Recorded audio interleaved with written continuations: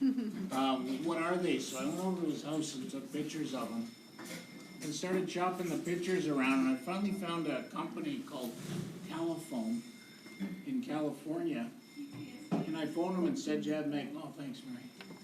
I said, you have magnetic strip readers, and they said, we haven't made them in 20 years, but we've kept two in the storeroom, figuring someday somebody was gonna contact us and ask us for one. So instead of throwing them out, we just kept a couple.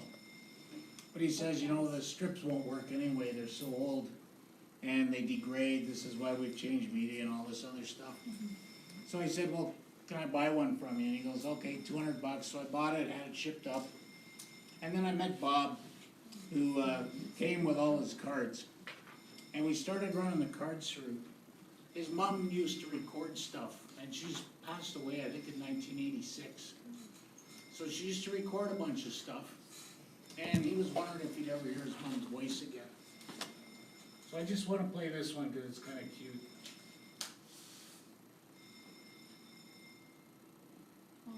Oh.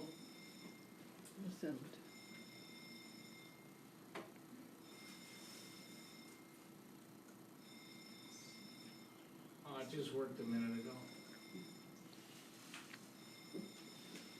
Did those... Okay, did you hear the whistling? Yeah.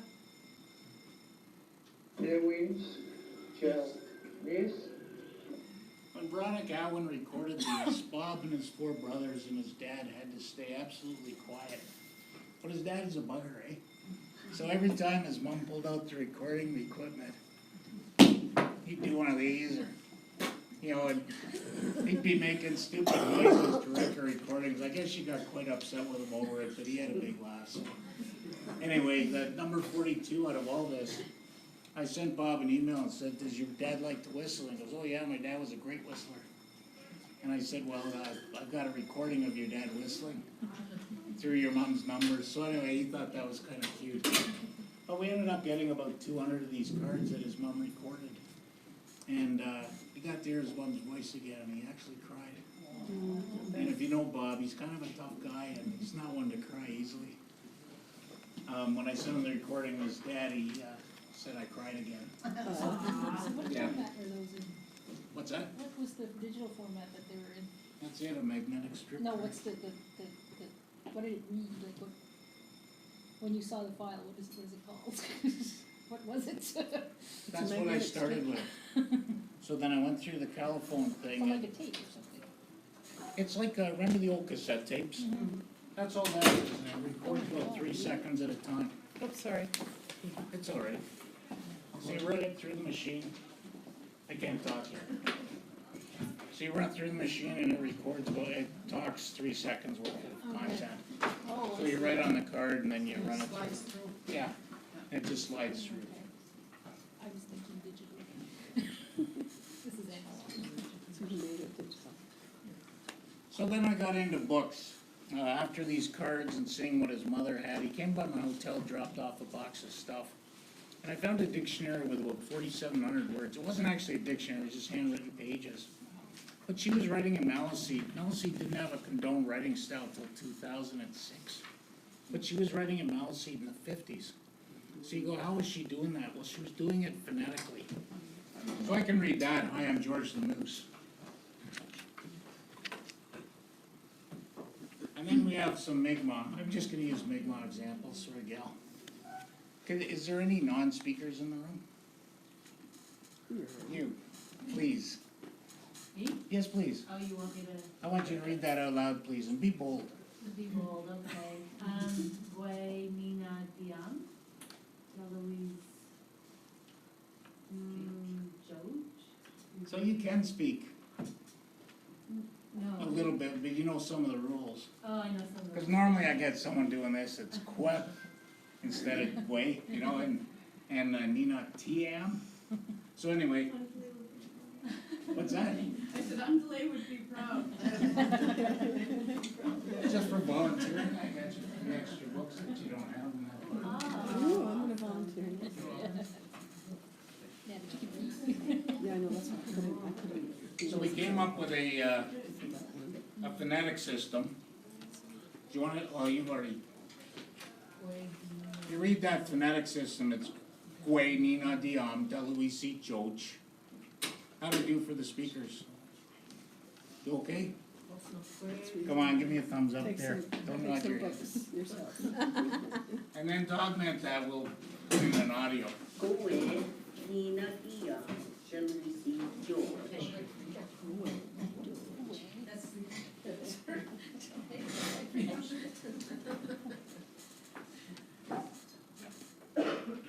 Now, I want to show you what we've done to help out. There's an app called Erasma. I like this book. So here's how Erasma works. It's a free app, free download.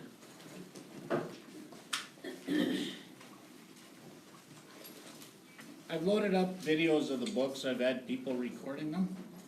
So now you can just hold the book up.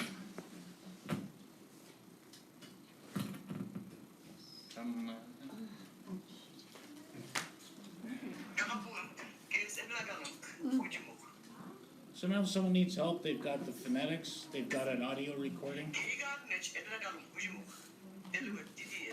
and they've got the elder's lips, so you can see how the lips form as well. How do you spell that out? Barb's here.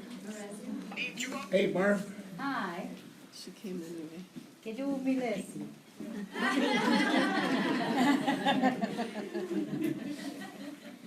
I've put the instructions over here.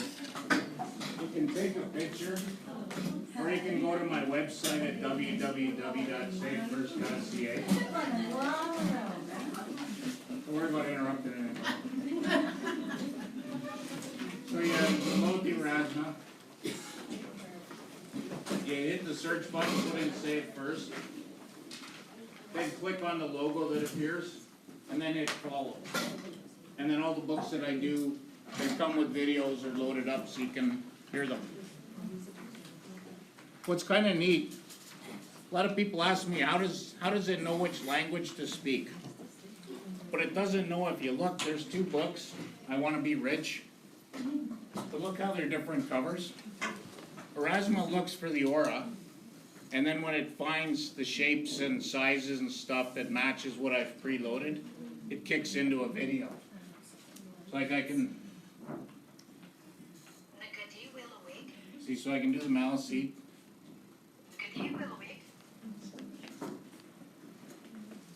Or I can do the Mi'kmaq.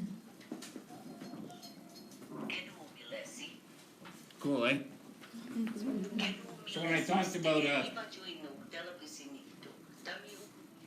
that's Frida speaking there, by the way.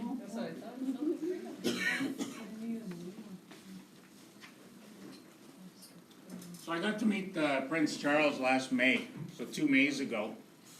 It was actually kind of cool. I was supposed to represent Indigenous literacy. I don't know why I got chosen. I think it's because of all these books that I've done, and they wanted to show something innovative to the Prince. So that's my wife Heather and myself meeting Prince Charles, and I'm showing the Mi'kmaq book, the Hide and Peak book, and getting him to do the phonetics. So it's kind of cool hearing Prince Charles speaking Mi'kmaq. But what was really stupid about it, I'm not big on celebrity, or I didn't think I was, but I must be, because when before you meet the Prince, you go into a room and they teach you how to.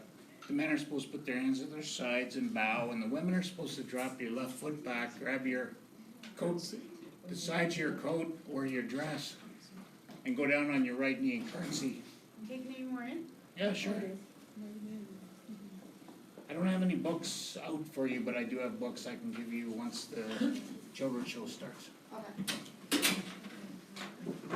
So my wife goes to do a curtsy, and she really had trouble going down on her right leg, so her left leg, putting her right foot back, and she stumbled in front of the Prince. Oh no. So I grabbed her, but I'd been practicing with her over and over again because she kept stumbling. And when she finally went down and she stumbled in front of the Prince, I did a curtsy and I just nailed it. And he goes, I don't see that very often.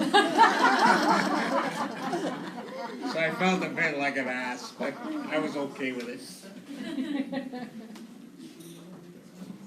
I do not want names right now. I'll put up my email at the end. I think I have a contracts to do around 30 books this year. And really what I wanna do, I'm a Canadian best-selling author. I take 100% of the book revenue and reinvest it back into language programs. This is how I can afford to give out books for free all the time. So I take the profit from the books. It's like Blood Diamond to me, where I'm making money because I'm in a hotel. Instead of watching the Storage War reruns, I do books. And I'm making profit off other people's hardships. So my wife and I decided to put that back into language communities and see what we can do. It's hard to get government funding for things that haven't been tried and true before. They don't like experimenting. So everything I do is experimenting. I'll show you something a little later if we have time. Why I'm telling you that, I'm a Canadian best-selling author. I want to hire high school students that are good artists that want to get into college or university in fine arts. And I want to pay them for their work. That way they can put on their resume or their application, they were paid by a Canadian best-selling author to do artwork for a book. I want to help them get a chance to get into college, university. So as I said, don't come up to me after with names. I'm not going to entertain that discussion. Even though I say that, everyone always does anyway. All I want is you to send me an email, and I will follow up. I'll be asking for some samples and stuff. Some people are really good at nature, some are good at people, and we can do the books accordingly. It's really important to write, match the right artist with the right story. This is an example of a grade 11 student that I use in Northern Ontario. And now I'm gonna break out of this. Oh, yeah, I should give you an intro. We got pictures of Veronica Atwin, that's the lady that was speaking earlier. And I had a puppet made for the front and side shot of Veronica. And we ended up doing a show called Veronica's Place. And Mary Guinness plays one of the characters, the little moose. And Frida plays Veronica. We do the voices. Natalie does a guest spot in all the shows with a cooking skit. And they all sit around for days and days and we record. It's quite a long process. I'm going to show you one show. It's about 24, 25 minutes long. When you're watching the show, I put eval sheets in front of you. I really would appreciate it if you could put down how many kids you impact. If you give me an eval form back, I'll give you 5 children's shows, for 5 copies. We have 3 children's shows in each one, and it was sponsored by Department of Canadian Heritage, MK, and FNEII. What's that? I've got a lot of extras of everything. So when you're watching the show, I want you to think about the questions. Just so you know, I think on the sheet, left is good, right is no good. When I get the evals back, I get a lot of times strongly disagree. You know, this is, it basically, is this good? Strongly disagree, it's a fantastic job, Mike, keep it up. So I have to record them all as they come.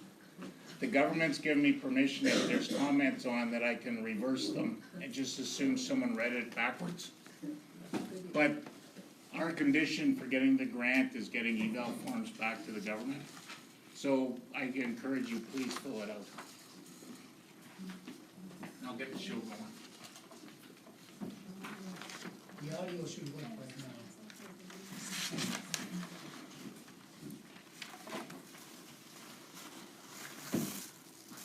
Well, we'll find out, eh?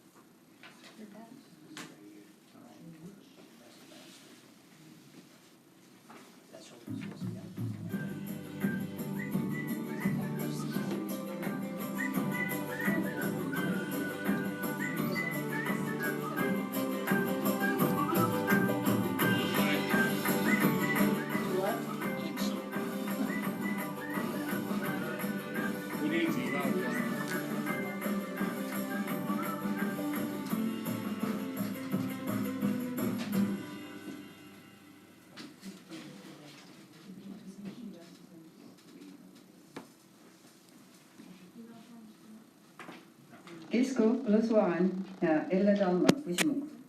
Dan di junudmen pelusuan ella dalma kusimuk. Menual no unayadi no unayad no pikno umual ases no.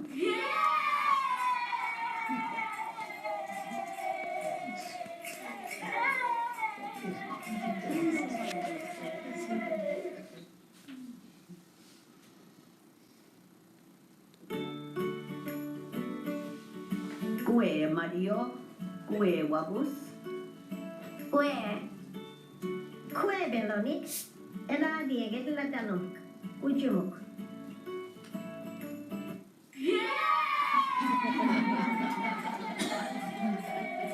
Oh, you get sick of that. I don't think so. When you see your own grandchildren, you That's just true. stare at it all day long. ulia do mo ganet wali wo, dela tagbabuk chuki pasakto, maktawalubuyak. Modali kiskit nok, model nak si beluasinok na. Tegisi dulbo patigane, chiktuk nudayo. Walalin Belonik, kadu model dedemo kitpesadyo. Mogeti do Biel, del dedom Belonik agineta, deligiskik ideo, jamugino.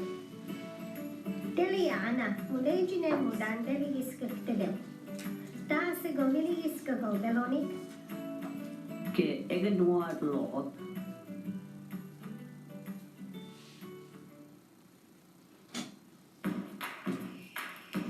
Body bar.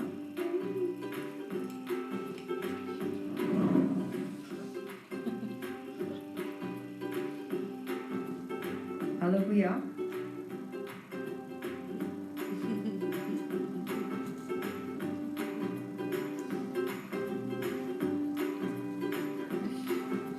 So we use kids from the Immersion school here in Eskasoni.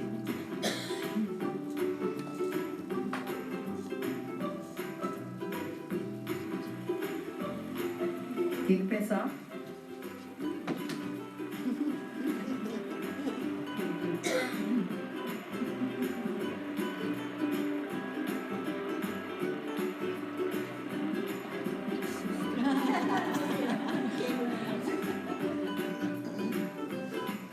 Well, one.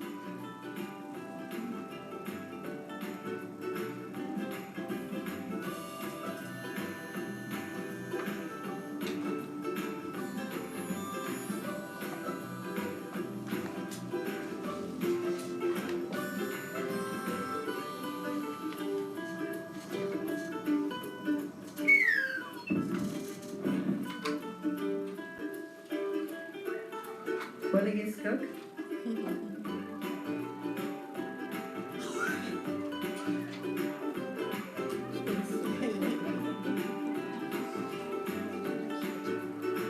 What do you say?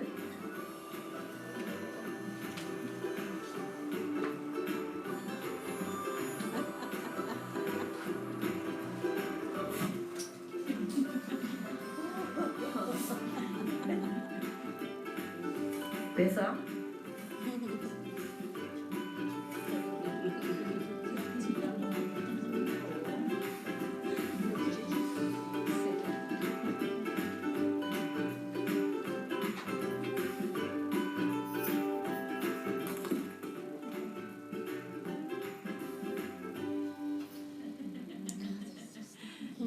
The kids are green screens, so they're standing in front of a green screen in the cafeteria, and we're describing to them what we're trying to do.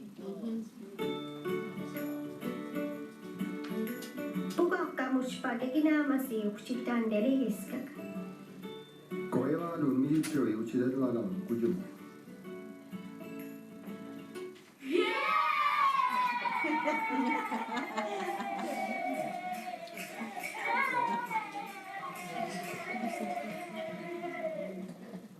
Ela du bibena anak debela masewi. Alali nin, usal con oxygen. Welia, chuates ni manju sono. Unudano dada. Debi akaladu et mijik joy. Oh, nado.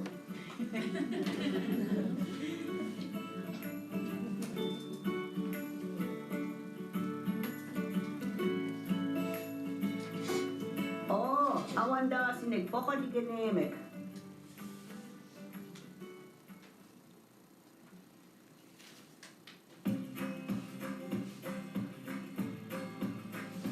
Wow. Malagich. Divulaway. Pabechko. Habijada ane. Solaway.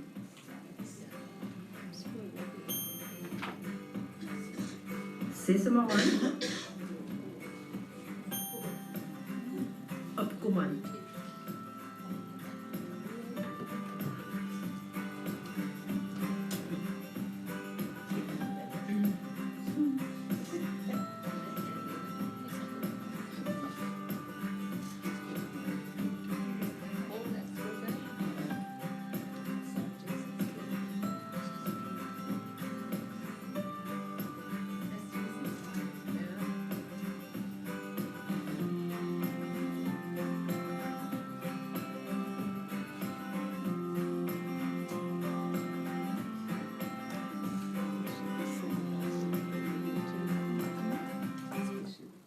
Stop it for a second to tell you something that's kind of cool about this.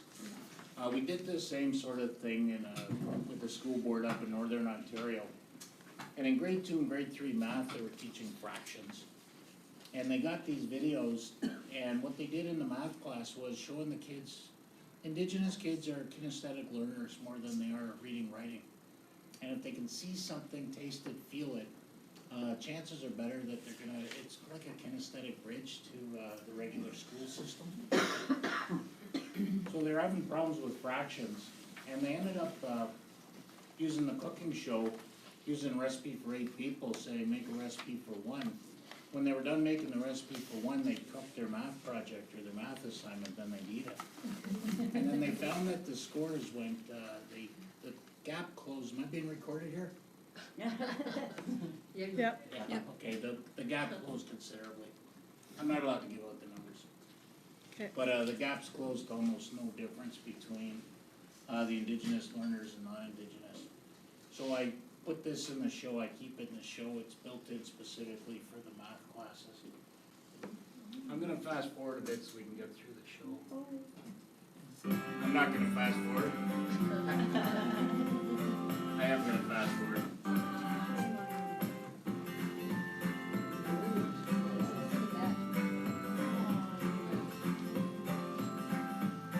That's Roseanne Clark out of Fredericton, St. Mary's First Nation. Well, look at you. Hey.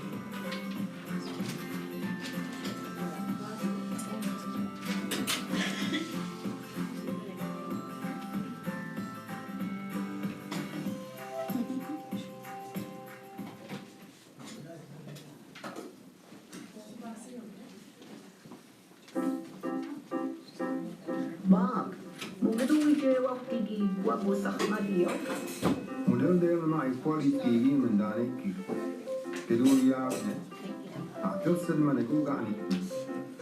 Tilde de nim gitu kapan lagi. Ini sudah sisa di. Pokcial uya tilde de gitu di pasar. Demias dua rembo padi gene.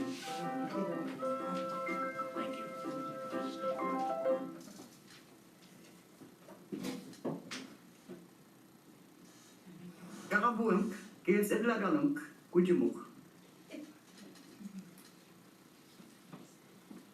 Kirigalnich edlagalunk, kujumuk. Eluat TDS. Now when you tell Nin someone you're gonna, juwatis kinamin. you tell someone you're gonna film their Kuha mouth, gil juwatis chip chawich. they have to run out and put on lipstick. Nin juwalis wedi. We didn't factor that Kuha in gil the time. juwatis milidaw. Chip chawich pipanigis. Nin juwatis sismakonap. Kuha gil juwatis kutpum. Milidaw pipanigis iti. Nin juwatis nuejuwe. Git pudeluwet. Kisliere selt niin. Jugatis pibenakan. Nigunasit pibanigesit. Muikte mue pibenakan.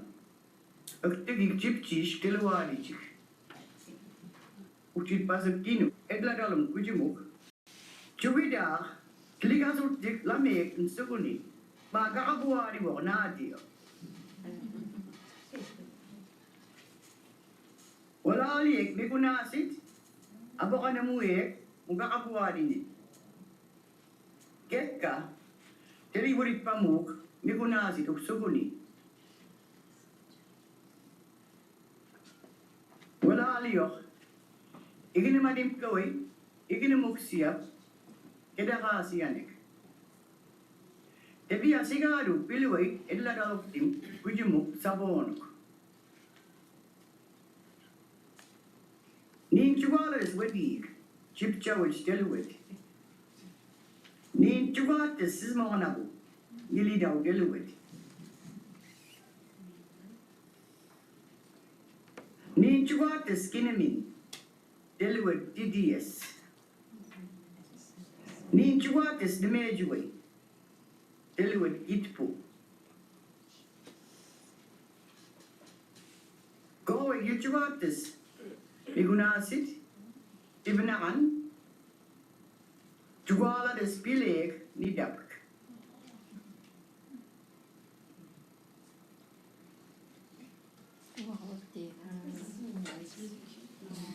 That was Marjorie Johnson, Valerie Bernard, Barbara Silboy, and Arlene Stevens wrote that. Wabus, Cocoyauto, Kisco, Cocoynet, Minigas?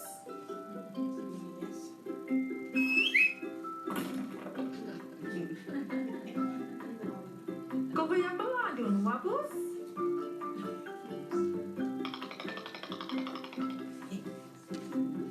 Cocoynet? Tesco?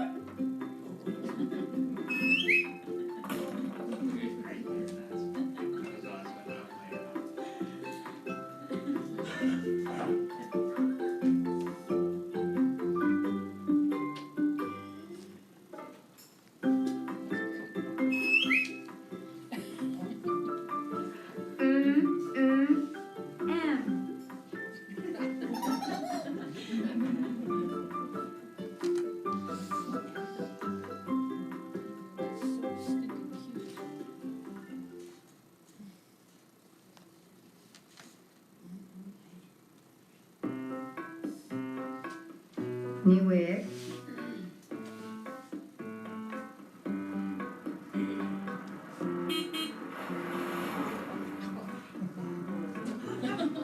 Gabuet,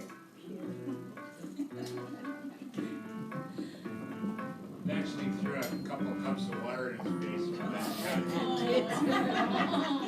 Gabuet,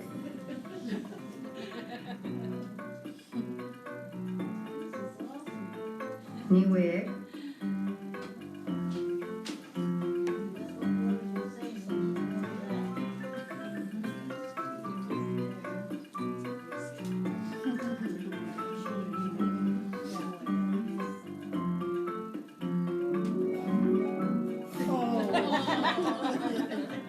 Niwek,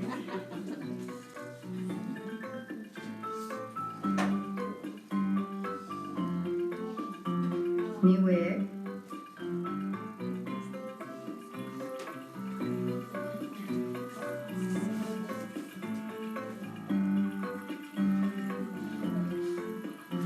Gabuet,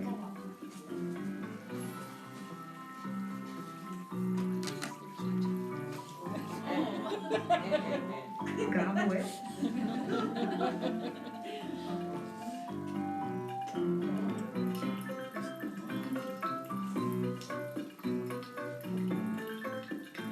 Niwek,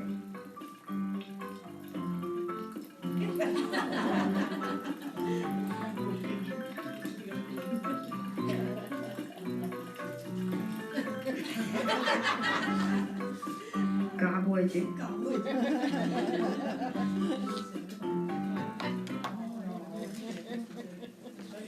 Oh my God, that's so cute.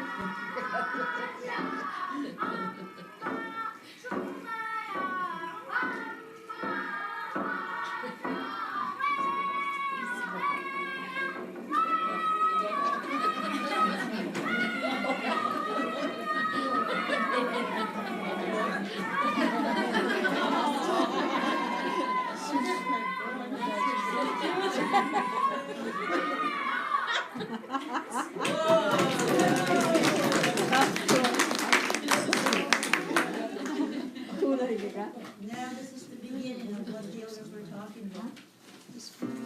Oasis sidu tahunik ahnas pinamo o hadiginere. Elaktina ningiru kiktesa. Ulia sohtada o tukuwasin. Yandenam geruje uksi gubna.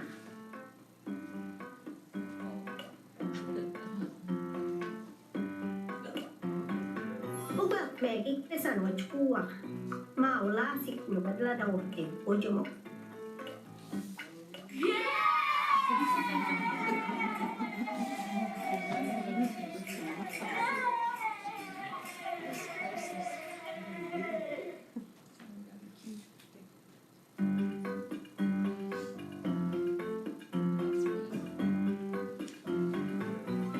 Mä tää wabuji juga adikta. Well, ni we ulala me ko adigni.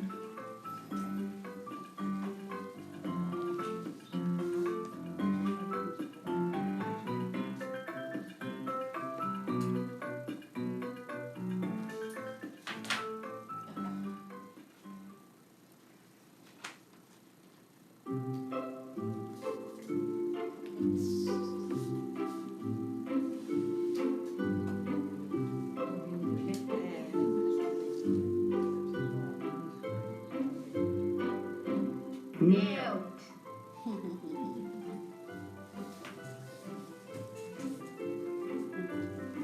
Dahu.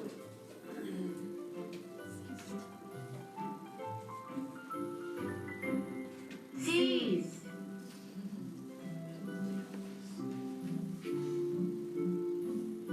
Nail.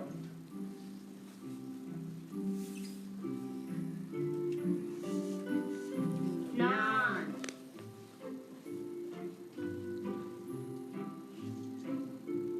Aso.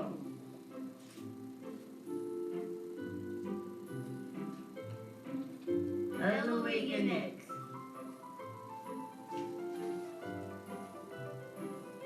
Ogumulchin.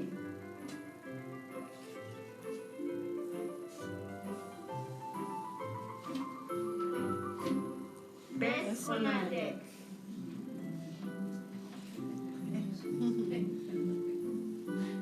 Notiska.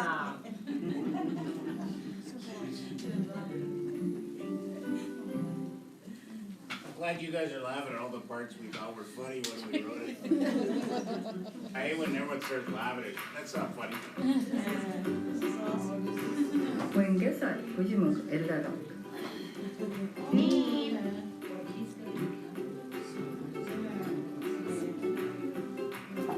When Wiftigo, the one Hadasigo.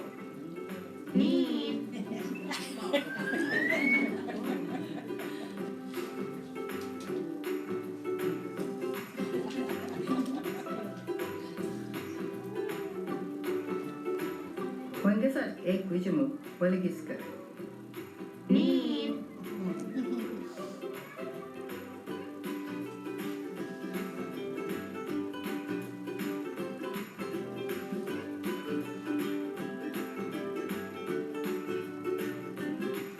When with Baji, Visa we will execute.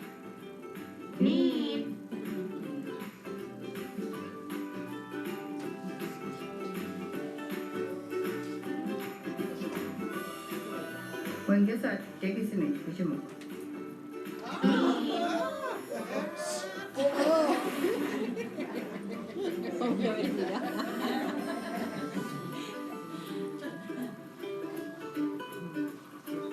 When Gesalaji, Inibajis, Kujimu, Eladalum. Morning.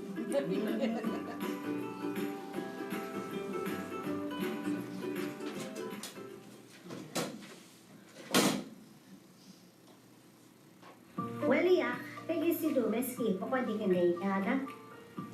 Muga abu adi kwek, itu lah dalam ujung.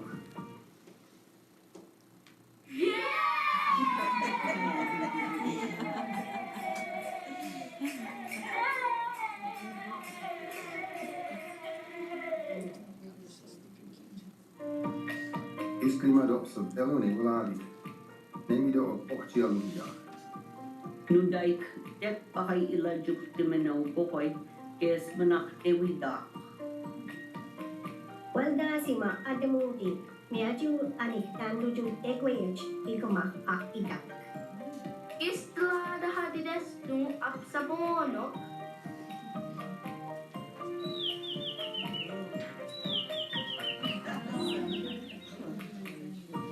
Ah,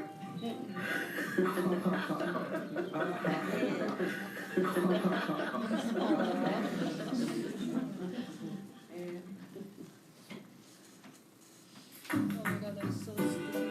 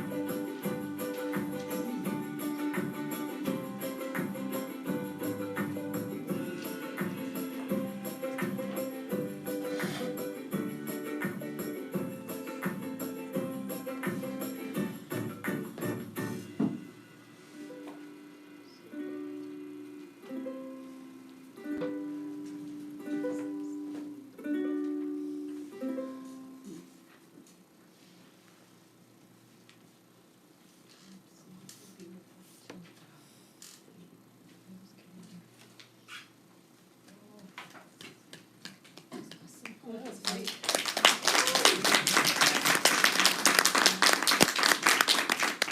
Well, as always, I'd like to say thanks, but, we had a great crew. The Corporate Films Canada, we had great actors, community participation was huge. I'm useless because I can't speak native languages, so I'm totally at the mercy of the people that want to help, so I'll accept your applause on behalf of everybody, how's that? Yeah.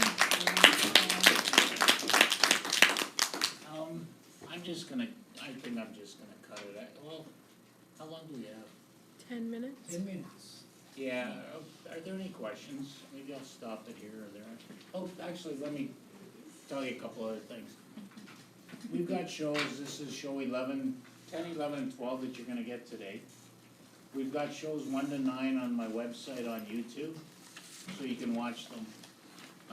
Play them in your classroom, they show great on a smartboard. Within these discs, I put it up on the board, www.sayitfirst.ca. You have one back here, Yeah, but is it compatible? it doesn't matter on it. Doesn't matter, okay. But the point is, go to the YouTube channel, and all the Make Ma shows are up there. One thing that's not up there that's on your disc, part of the condition with Heritage Canada, I said, you know, these shows are fun to watch, and we're serving up Indigenous content. When I talked about indigitizing, we're serving it up to kids if they want stuff on digital devices. This is why I do the Erasmus app, this is why we do the children's show, so it's not a fluke that this gets done, it's getting done to digitize knowledge for kids to consume in the way that they wanna consume. Can't remember the point I was gonna make there, I'll just move along. When you want to do another one? What's that? Another one of those. I don't know, there's 12 of them done.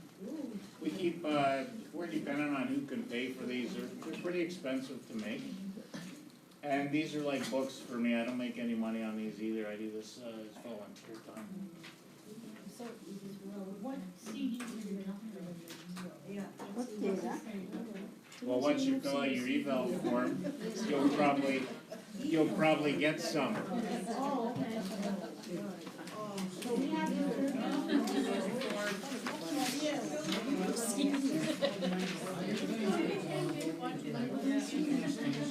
This reminds me of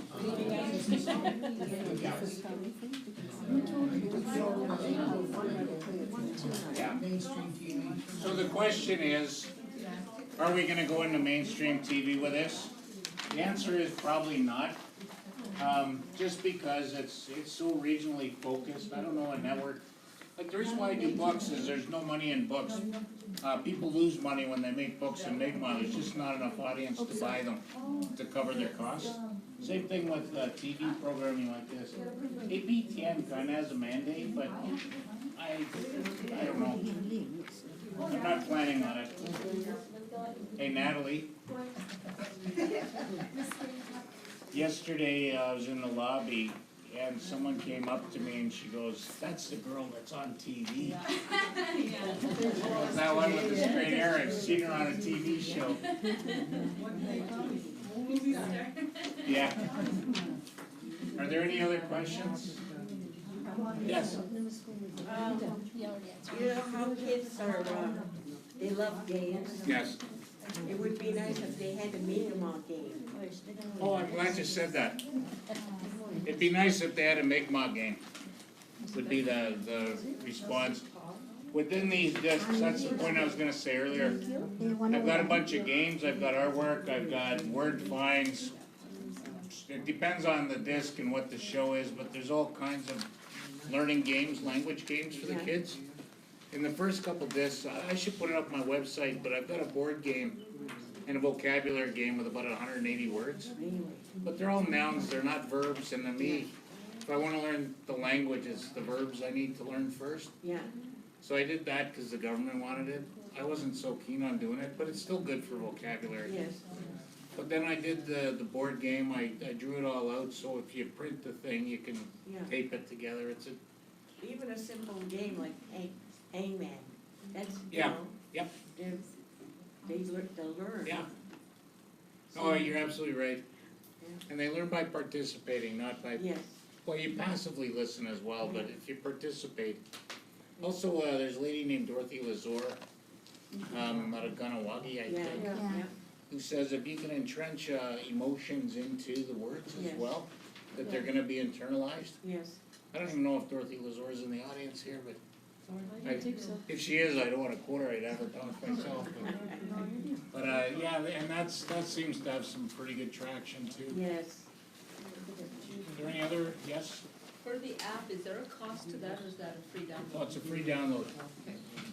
Hewlett Packard actually does it. It's, when I first saw the app, it's used for marketing, so you hold your iPad up to a car and then the video of this car going down the street really fast plays and stuff like that. I thought, geez, I could embed books into that instead of making it a marketing thing. Make it a tool for children to learn. So that's how I got it started. A friend just said, "Oh, this is really cool. Look at this car that I want to get." He held his iPad up. Any other? Did a good job, Mike. That's good.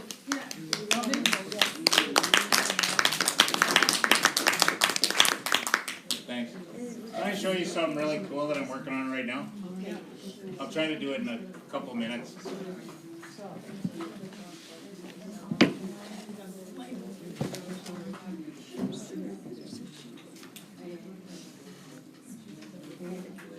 Okay, this is the next thing I'm going to be working on through FNEII. I want someone to say a verb. Just throw it out there quickly, fast. Elliot, Say it in English, please. I'm going. Okay. I'll go with dance. Amakkay. What's in English? So the thing, people in my culture, my nickname, by the way, is White Pine because I'm tall and I'm white. So I'm not going to apologize for being white. But I view my job is to bring in diversity into the indigenous world because I've got a background as I was at Microsoft, and then I quit Microsoft to do this. So I bring a whole bunch of organizational skills and project management technology into working with actual people that know the language and know the classrooms. So it's a nice marriage of different points of view to solve one problem. So this is what I'm working on right now. I'm going to show you in Ojibwe, but we're going to start doing this probably in July 1st with the Mi'kmaq language and the Maliseet language. So Mary said dance. I'll just pick the word dance. Then I'm going to, Microsoft's got something called Translator Hub. And if you can populate, to start it, you need about 2 million sentences translated from English to Mi'kmaq and Mi'kmaq to English. 1-to-1 sentences. You load it in the software and that should get you to about a 4% starting point where you can translate about 4% of the language. I was in an Ojibwe class and the instructor said, you know, the nice thing about native languages is there's no exceptions to any rules. It's not like English. Yeah. It's got all kinds of exceptions. Well, a guy like me, the second I hear that, I think, I can computer program native languages. Neat, eh? So here's what I've done. To start out, Microsoft said you need 2 million sentences translated. In Ojibwe, I could find about 25,000 sentences. So we're about 57 people years away from starting. And I thought, oh geez, how am I gonna get funding for this? How am I gonna pay the translators? And then I got that idea when the instructor said there's no exceptions. So I computer scripted the Ojibwe language. Just by putting in the word dance, we can, these are all distinct sentences.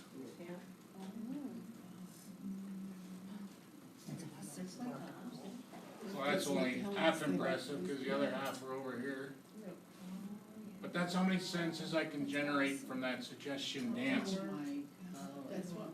I'm doing that in Mi'kmaq. It's going to be freely available as my understanding. I mean, that was my condition. I'll do it if it's free for the public. Yes. But it won't be free till I get it built. To get this built is probably about six person months or 1 year worth of effort. And then from there, we load that into the translator tool, and we're sitting now at about 30% as a starting point. We're already at 30%. Then in the translator tool, people actually sit there. We pump in textbooks. So if you've got a grade 2 textbook, we'll pump that in the tool, and someone will translate it. You actually put in the tool, and it comes back with errors. You know, like the red squiggles and green squiggles in Microsoft Word? It's the same technology Microsoft's given me. And it'll show up the things that don't make sense in Mi'kmaq. And then the speakers will correct that, and the software learns how to speak Mi'kmaq. You're actually teaching it. But the nice thing about software is it never forgets, and it only does what you tell it to do. So if you get somebody, a pure translator, that really knows what they're doing, then you're gonna permanently create a digital record that's gonna be used. And I'm not saying the Mi'kmaq language is gonna die, but let's say it does. 200 years from now, someone can go to this software and they'll be able to get 96% of, when we're done, it's 10 person years away. They'll be able to get 96% of any thought in English translated into Mi'kmaq perfectly. There'll be a 4% error. But when you think of what the power of that harness is, the next thing is it goes through, oh, I'm running out of time. Is that the right time? Yes. No. It just stopped, didn't it? 2:01, okay, I gotta really wrap up. So the next logical thing when we're done that part is text to voice, voice to text. So I can go, hi, my name's Mike, and it'll go, Deloise Mike. It'll switch the order around, Mike Deloise. It'll switch the order around, put it in proper Mi'kmaq. And from there I can start dictating in English. It'll type everything out in Mi'kmaq, which is a bit cheating, but for a guy that wants to learn the language, I don't need someone now to help me. Specifically, I can get the computer and it gives me instantaneous feedback, whether I'm right or wrong. And instead of doing an assignment at school, handing it in and getting it back and then correcting, it's instantaneous. Yes, and that would be good for the students also, because some students are afraid to speak up. I wasn't talking about teachers, I was talking about students. Yeah. No, it's a good point. Someone lacking in confidence Yeah, they don't wanna can gain say their it wrong. confidence back. They'll say, no, I don't wanna say that. Yeah, Yeah. alright, so that was a diversion. That's nice. So left is strongly agree. Make comments, put name of your organization. I'd like you to sign it in case I had questions. If you don't feel comfortable signing it, knowing it's going to the government, then don't sign it. Actually, right is strongly agree. Can we get a copy of that? Well, right is strongly agree? Yes, left is strongly disagree. Well, there, I'm an idiot.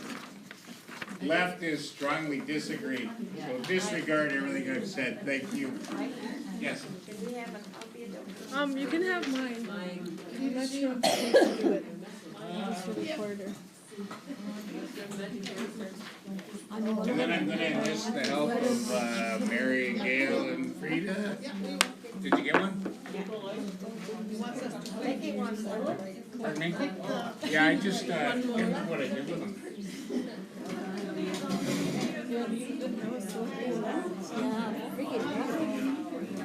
Just a big one, last time in the night, big one. I was going to Charlottetown. So, Mary, do kind of a workstation up here and give us. Thanks. That's after we put it, right? Yeah. Okay. 3? 3 or what? Oh, how many, Mike? How many per person? 5, please. Per person? Yeah, evaluation first. You want evaluation forms first. Oh, I didn't do it. Okay, do it. Do it real fast. okay, this is all we got. Here's mine. Okay, and then here's your fight. Hey, hold it, girls. Where are you? Hey, Gail. You got it formed. Wait, I don't know who did the presentation. Do them real fast. Waiting for your box? Okay, run it. Okay. Just do it real fast. Even if I'm just a student, I'm just recording. You like the presentation. Okay, just say you do and say like this. Do you have any more? No. I think, okay, they can put Gail. Yeah, they're on my jacket over there. Yes.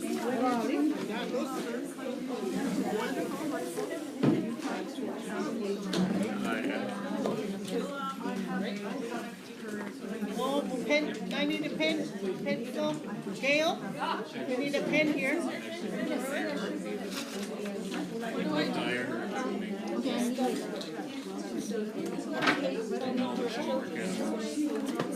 Five? Yeah.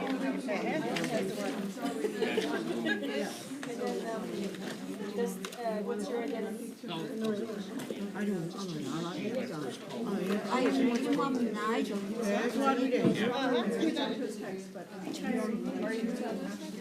Cool idea, guys. GEDs? Yeah, but you can't get them unless you pass the form. I passed mine. Oh, no, this is, somebody's. Somebody's? How you doing? Did you go to the feast class? No, I didn't. No, I went to the casino. I was gonna go, and then I thought, nah, I was kind of tired. And we had salsa. Oh my It sounds like it was God. amazing. They had all the traditional food. Yeah, I don't like to do that.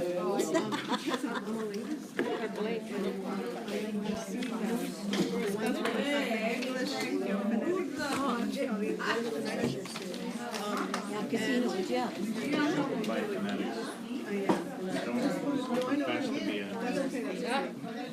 Can you tell me possibly, but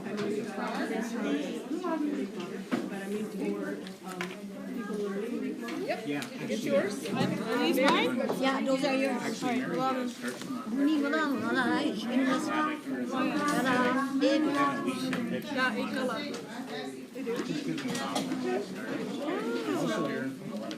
I used to have those sound Where did you get this? so I type them out. I just, like, the first thing I think of is taking them away from your... Oh, I know. It's 100% per parent. Time to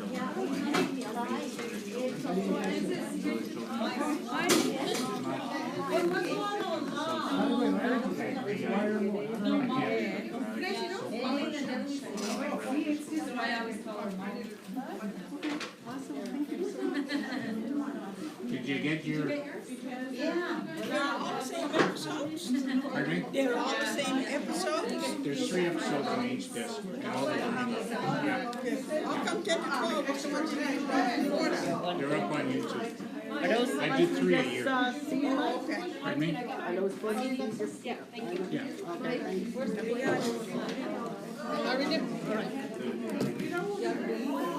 Did you do your evaluation? Yeah. You can do them? They have to get them off YouTube. The Is there a slash on it? we want www.safefirst.ca. evaluations more. On there, there's a YouTube button. It's my own YouTube channel. Where I post We need all five, because I wasn't looked Was he said if you do evaluation, Makes sense? Excuse me, I get, where's all the anybody else? I think Barb got them.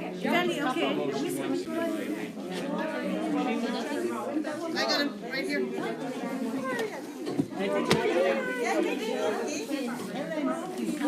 Evaluation, I just want to figure out. she's my first Did you feel about evaluation? All right. Uh-huh. Yeah, like the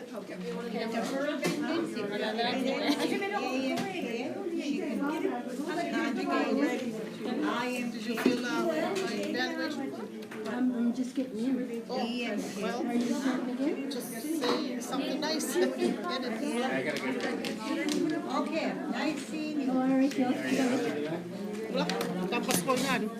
It was a fantastic presentation anyway. Just saying. Okay. Hello, well taken. Do you have one for Liz? She didn't come. Are you guys having another one? I don't know, you having another presentation, Mike? No, this is it. Oh, okay. I just gave Blaire 500 copies. Okay. She can distribute them. All right. There you go.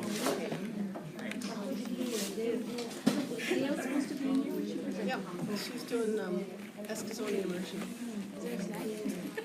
Snacks downstairs. In the bathroom is downstairs? One upstairs on the other side of the stairway. On the other side, or? Okay. They are. No. I use your. Somebody just did this. Is that enough? You know what? I'm from this side.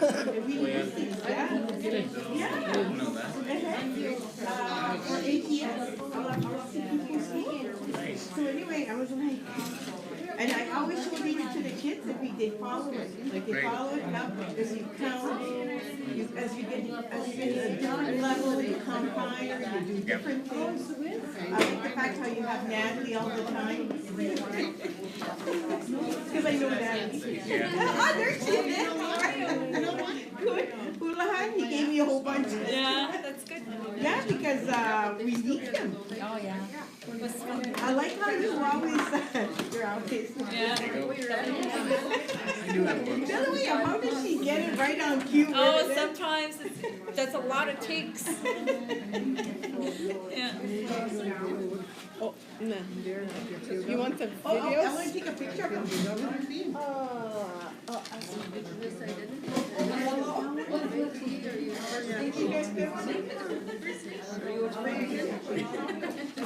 I strongly agree.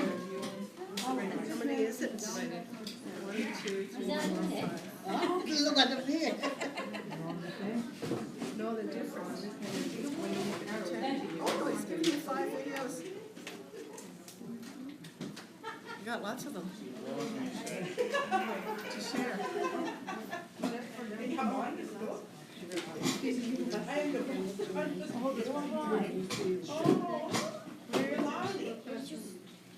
Oh, yeah, that's for the rest of them, I think.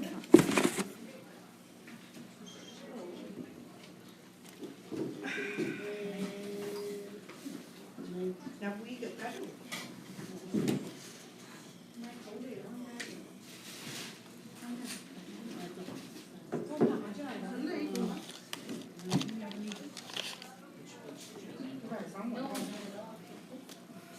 There. Can you take a picture of you? Yeah. Look, we do.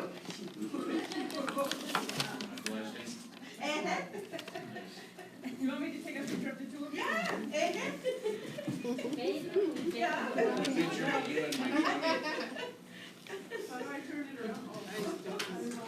You know what, what you called on there? Yeah. The other one said we don't have. Yeah, was it good? Oh, okay. You first one, let me get Hurry up, Gail, we're coming. We're coming.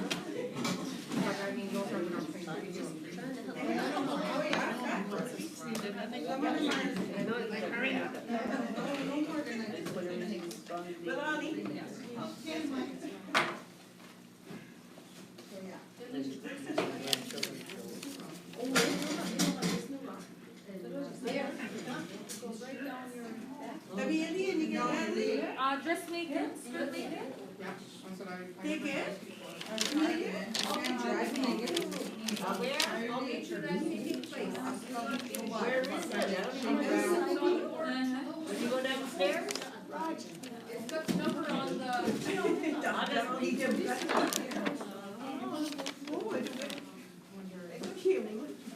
Roger, they go on my big one.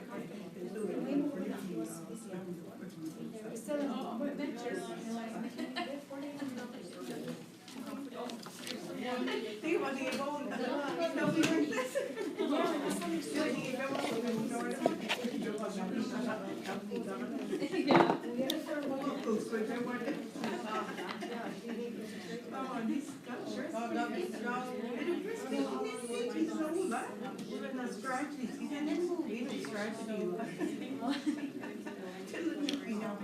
Keeps it in.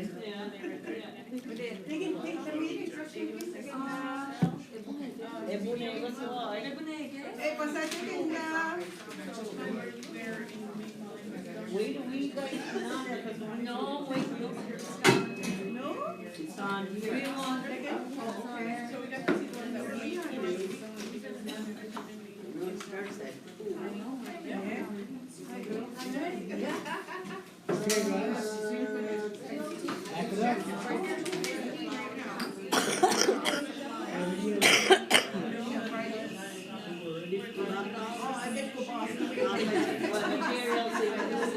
Over here. All of it.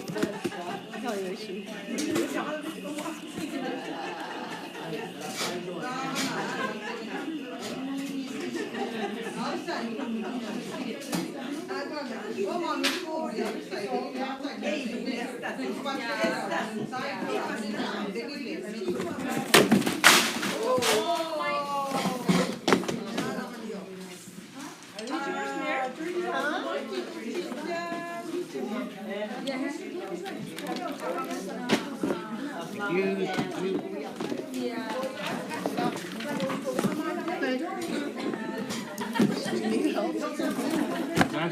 You got everything?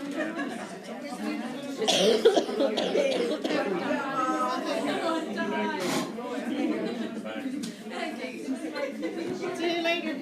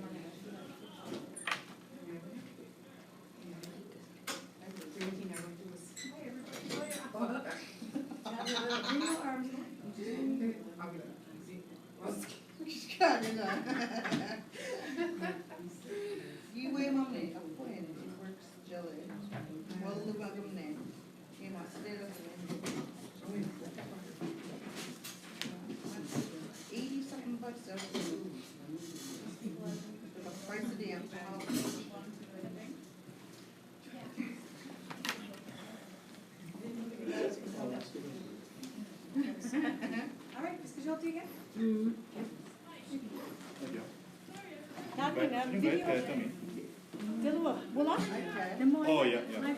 Moest bij livestream on. Mind wel, hè? Hier is wel mijn van livestream. Alright.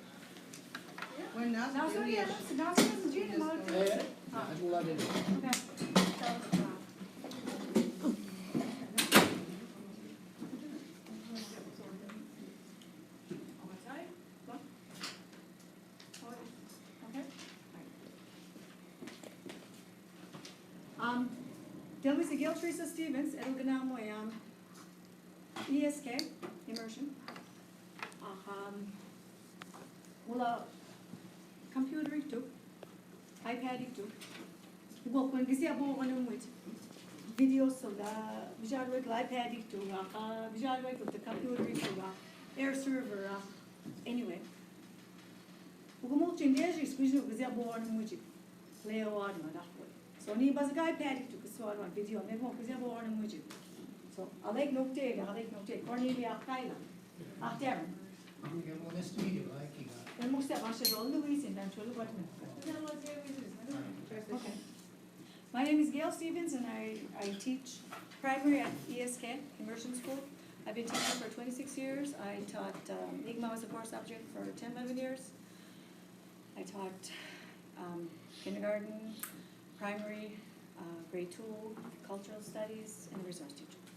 I've been back to teaching primary for about 5 years. So that's me.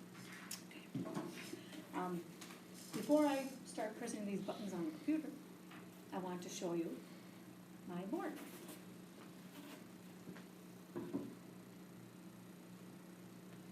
And this board is blank. Clean slate. And it's symbolic because when I have a student who comes into primary in September, the first day of school, I don't assume that they can speak or that they can read or that they can write. I just pretend that they come to my class with a blank slate. And it's my job to help fill this board from September to June. And when they leave my class, I hope that this board has something on it. If there's one thing I taught that kid in my class, then I think I've done my job. And it's not just a job. My husband Darren can tell you how I'm awake 2 o'clock in the morning thinking, gee, I can do this tomorrow, I can teach this, I can take this up, so my mind is always going, 200 miles a minute. So it's not just about, it's a job. So I care about my language, I care that our students and our children are going to continue with our language. And like the elders were talking about this morning, how we're in a crisis mode, we are. Not lying about that. And Eskasoni has the biggest number of people who speak the language. But we're rapidly declining, and with our immersion school, that's our ticket to help build students who speak the language. So with a blank board, my goal is by May to fill up the board somewhat, and then in September, you have the grade 1 teacher is going to continue filling the board, and we're going to continue expanding the language, the reading, the writing, the listening, the speaking. So that's why I brought a blank board.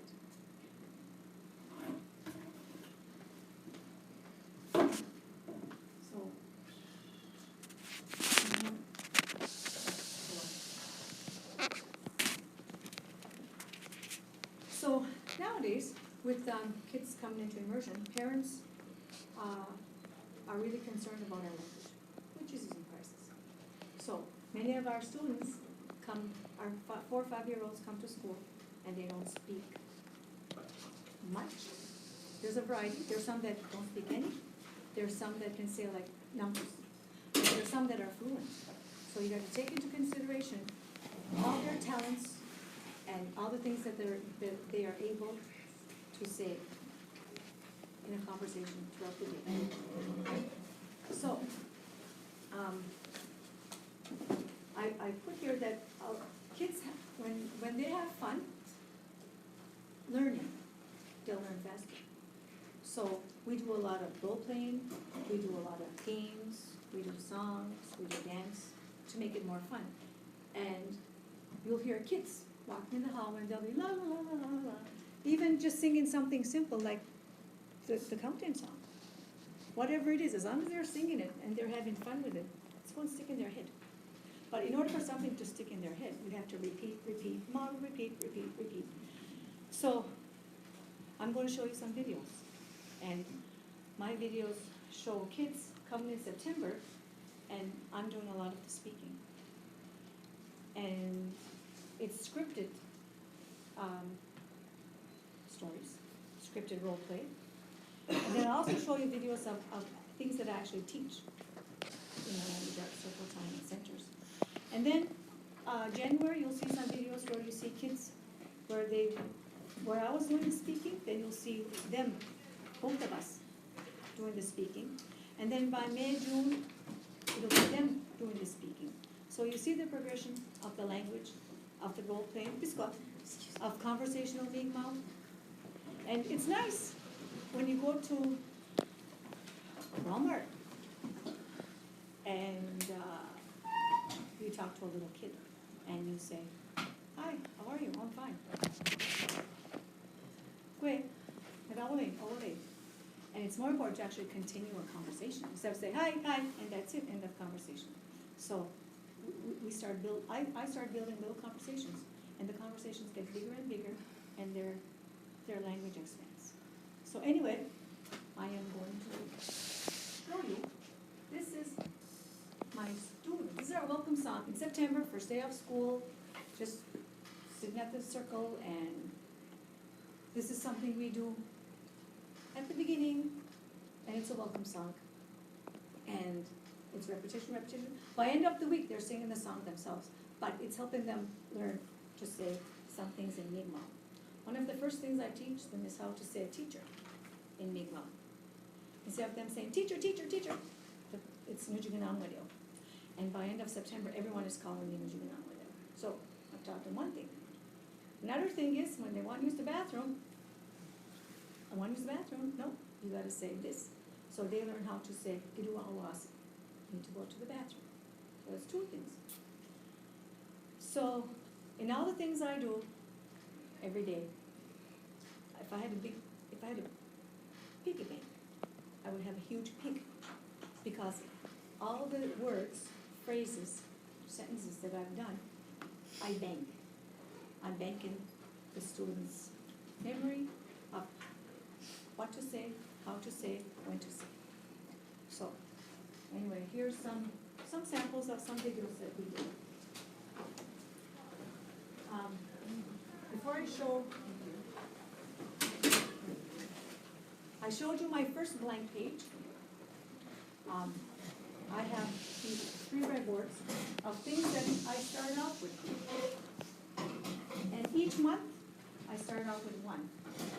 So this is role play of a hairdresser, a cop, a doctor, a train conductor, a veterinarian, a cook, a carpenter, and a fireman. So, you start small. You expect small. But when you bank all these little small things each month, the bank gets fuller and fuller until you have Brady and you're like, wow, look at these kids, they can speak Mi'kmaq. Here's another thing that I did where I taught, where kids like to go, we like to go on adventures in our classroom, and we also go to adventures up, in our community, and kids like to visit each other. So here's another board, and I'll explain the board later. I use these boards as resources in my class to help them with writing sentences, and that happens after January. Here's another board where we have verbs, and each month there are 6, and I teach 6 in 1 month. And we talk about the word, we talk about what's going on, who's saying it, how to say it in a sentence. So you build a bank. Start off with 1, for about 2 days, 3 days, another one, 2 or 3 days, 2 or 3 days, 2 or 3 days. So finally, by the end of the month, they know the picture, they know what it means, they know the sentence, when to use it, that kind of thing. So here's another board. Here's another one we did of our community and where you live. And just parts of our community in Eskasoni. So I started them off with me and Wiggy, this is where I live, and they can actually write a sentence. We did another one on family. And who do you love in your family? And we talk about grandparents, aunts, uncles, older brother, older sister, mom, dad, younger brother, younger sister. We did food, what you like to eat, me with them, and pictures. And the kids really relate to pictures because they're just starting to read and write. So I use a lot of pictures in my classroom. And I put these all over the floor later on when we're writing, when it's writing time. Everyone, they're scattered, and they write their sentences. Here is a video of one of my students, maybe 3rd or 4th day of school, and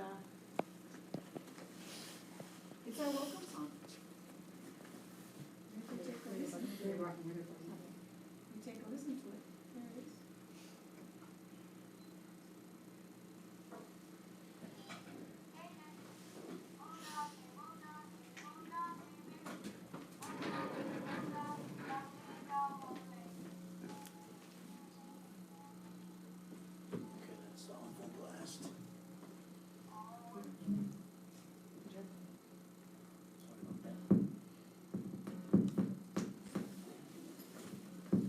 This is our classroom. As you can see, we have pictures everywhere.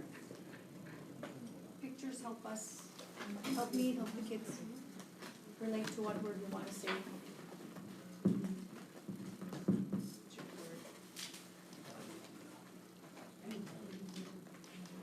Yes, anyway, there.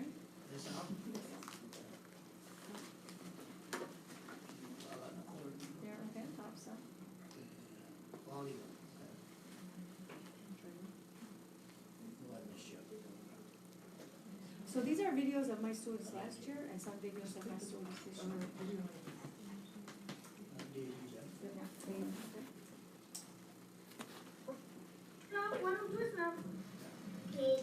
Caden. Wilgassi, Wilgassi, Wilgassi. Man, still. HDMI and audio. Yeah. Sweet. Try again.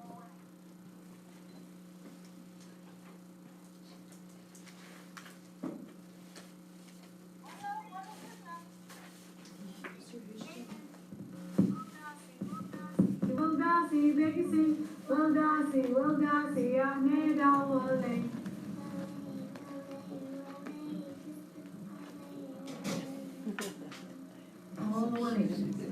Proud moment. And, like, couple weeks after this, they're like singing this song like nothing. So anyway, that's our welcome song. All right. Here's, my students drumming. We got a plastic bucket in our classroom, and anyway, this is, we incorporate culture in our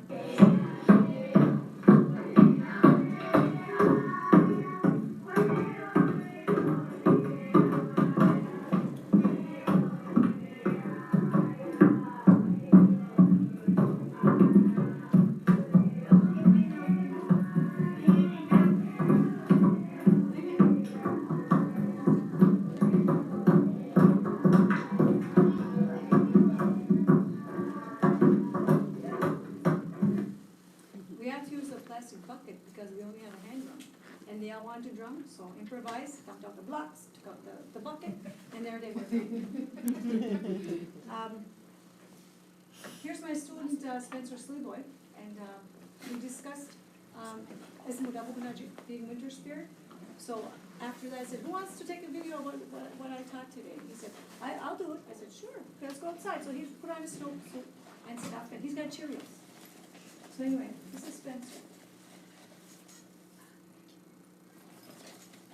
Taliban, Spencer. Going to get some double imagine.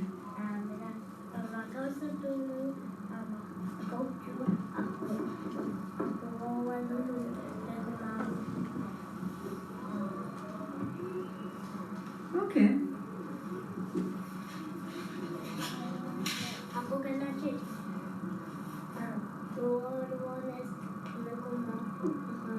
Aku dulu aku selalu.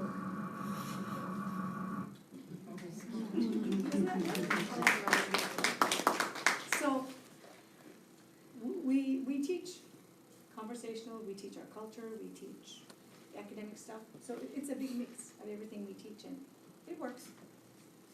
All right, let's do another. Taliban, Spencer. Going to get some double imagine.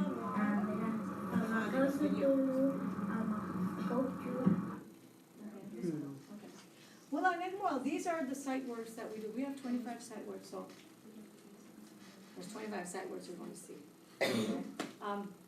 We use these to help us when we print sentences later on, and just to identify things in our class. Now, Redway, Ju, C, Wabe, Kesada, Dada, Ola, Moho, Nan. So later on, these words, I take those words, I have like 5 in September, 3 each month, rest of the school year, and the students help me write a sentence for each word. And then we get to show them how word order doesn't matter. Like you write ni, L-A, jigam, L-A, ni, jigam, L-A, jigam, ni. So word order doesn't matter in the Mi'kmaq language. So we use those words to help build our vocabulary for reading and writing later on. This here is our alphabet song, and and the word. And I have these on my iPad in my classroom, so when it's iPad time, whatever we're doing at that time, my kids get to take the iPad and they get to look at which video.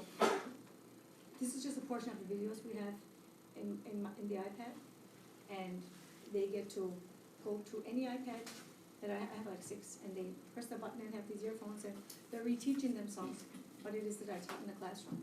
So I take videos of the things hanging in the wall, the role plays of kids that I took videos of, and that's what they look at, right? So anyway, here's our alphabet. A, E, O, U, B, D, G, J, O, M, N, W, Y, A, J, A, E, O, U. I gotta say, I just tested them Tuesday on their sounds, and most of them know. I have like 16 students, 9 of them know all their sounds, and 7 of them know about 70% of their sounds, and I have 2 that are having difficulty. But they have difficulty for other reasons. But anyway, so I'm really impressed with the amount of information these guys, when you test them, they can give back. Anyway, Ollie? This one is just, okay. Unbelievable. A. With the picture. Edge good. So repetition, but reinforcement with the initial sound. 어거야. 우, 우거목진. B, 바다우기. D, 두아한. G, 가한. And this helps reinforce the sound and the picture. Meow. 오르굿. 오지가 되었지. 이스케. 에빗. 아버스. 마게겐. 야야. 와스웨. 스토건. 할리우드. 나고세. And even when I was testing last week, I'll say, what's this? And they'll say, now who said? Good. You know, so they remember not just the alphabet sound, but also the picture. This one is commands. Like just little scenarios, like just take a look. Nudge. Like, Mom, what? Dad, what? You sound what? Dad, I want a drink. I'm hungry. Then go eat.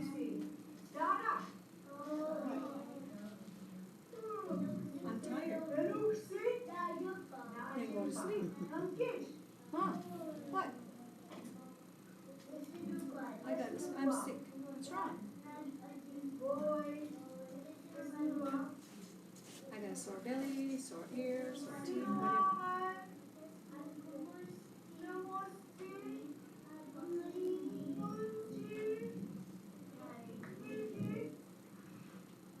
Dad, what? I have some money. Then go to the store. Dad, what?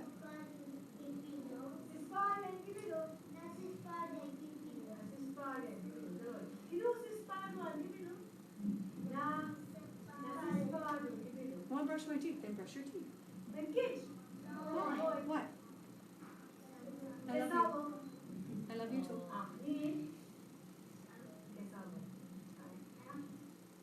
So they're just little things that like, because most kids spend a lot of time with mom and dad or their caregiver, and they're just little things that, questions, answers that they could take home, and instead of saying, Dad, I'm hungry. Dad, I'm hungry. They'll learn how to say, Dad, go sing. And then Dad will answer in Mi'kmaq. Okay, what can we cook? Or let's eat, whatever. At least they get to take home the questions.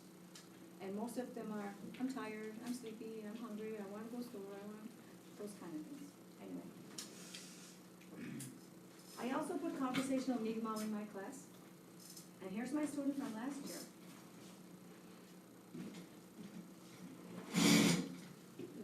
Oh, slide it. Okay, look at it. And it's about, we have a lot of toys. MK gave us a lot of stuff learning through play. So we have a whole bunch of outfits that we use. We also have like tea parties and stuff. So anyway, here's my students. And we're pretending that we're having a tea party.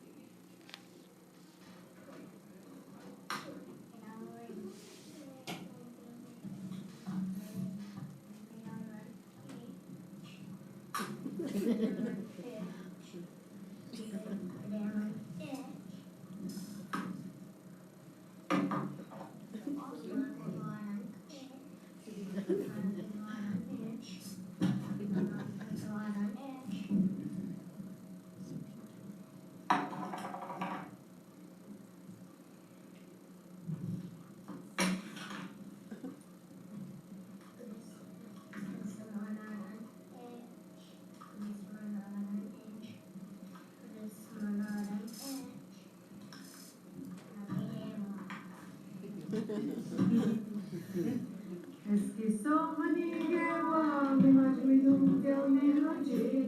Odas maluta espejituwe. Chilasi jina blue takapasi mituwe. Aha bidoe gayanu chilipikin. So with the tea party, after Donovan had a turn, then it was Lexa's turn, and then Caden's turn. So everyone has a turn. And then another time in the afternoon when we're doing learning through play, I'll take 4 others. And then they get to role play and do the same thing. So everyone, you don't just pick certain kids, you pick all kids. Because you want everyone to be successful, to achieve, to feel good about themselves. At the end of the day, when they walk out of my class, to feel like, I want to go back tomorrow. I want to go to school. I want to learn. I want to speak Mi'kmaq. So, here's another video of role playing. This is Leanna and Cassius. We're Cassius, we're Leanna, we're Dowling. Oh, Wling, gotta give me Dowling. Wling. Nah, William. Now, this little boy wasn't a fluent speaker when he came in, hardly spoke. And to actually have him carry on a conversation, however small, that's a big achievement for all of us, not just for him, but for our classroom and our school, and for all of Eskasoni. So, here's another conversational video of Lord on the left and Pavel on the right. Pwede daw, iduti ko hindi kinakaya school, talagwadis no, ang iskat lami ko, iskat ko mo. Okay, same idea. Hey, you want to come to my house after school? That's one of the first things they say, first day of school. Hey, you want to come to my house after school? Want to come visit? So, a lot of times, I'm sitting there and I'm listening to them have a conversation in English, and I'm writing things down. And then I try to convert it into Mi'kmaq. So, you put words in their mouth, you're banking. And that was one of the first day in school, the kids want each other, you know, want to come to my house after school? So, we role played it, and that's the result. There's another video. Okay, this one, this is, we're pretending that we're doctors. They gave us learning through play outfits. And Donovan, this is like September, October. See the charts at the top? So, and this is, April. So here's the difference. The first one here with Donovan is scripted by me. Kwe malbalewi, kwe again, Mijuajij. Dalad again. Guessing no guy. Goy guessing no gua. Guessing no goy. No musti. No dan. Bisus. Ah, Walalin malbaleu. No multas up. No multas. Hello, doctor. Hi, what's wrong? I'm sick. What's sore? My stomach. Okay, you need medicine.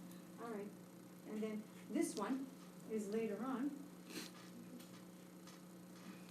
And this time, I'm not speaking. You're speaking.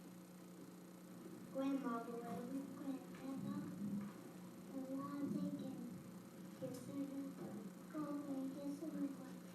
Namaste.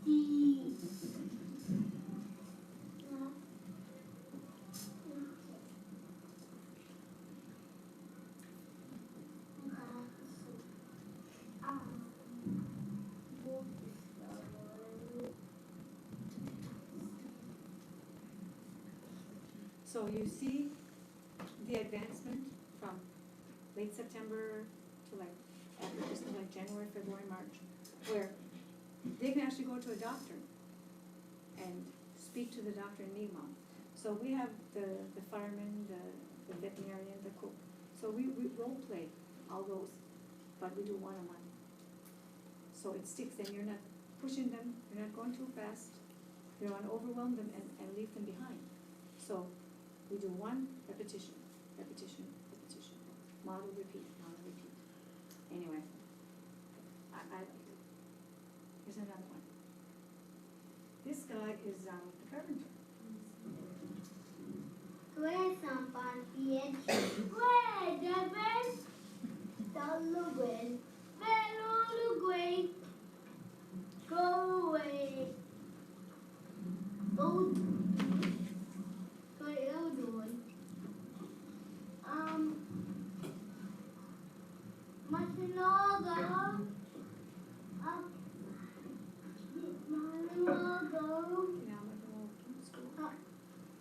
Indigo. Go away.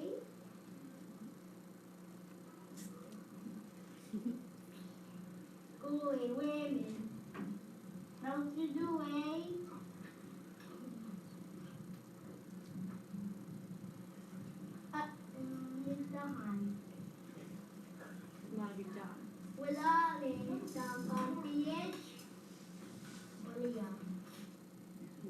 So this is after January, February, the video of how much they're able to repeat the scenarios, pretend play.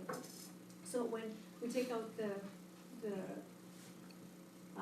outfits, they can role play what I've taught them, right? So here's another one. Here's our baker.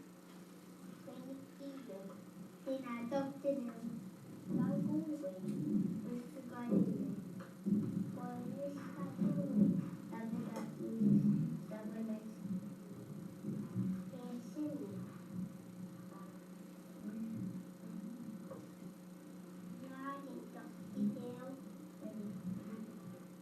Hello, cook. What are you doing? I'm cooking meat, potatoes, carrots. Can I have some? Sure, thank you. So they're having a conversation. Okay, this one. This is where students in the classroom, outside the classroom, in the hallway, would speak English. And you see English everywhere. You see it in the radio, the TV. Can't run away from it, right? So we have students in my class who are fluent English speakers and want them to be fluent in Mi'kmaq. And sometimes you just need that little push to remind them, friendly reminders, when they speak English, to remind them that, hey, you're in immersion and you're capable of speaking Mi'kmaq. You're smart. So here's Sienna, and she came in crying. She came from recess. She came outside, came in for recess. And I had my iPad, and I said, so I took a video. And after she had calmed down enough, I had I started to record her, right? But she was crying, and so this is what Sienna. Darling, Sienna. I saw her. Kill me with two. 되게 주곤도.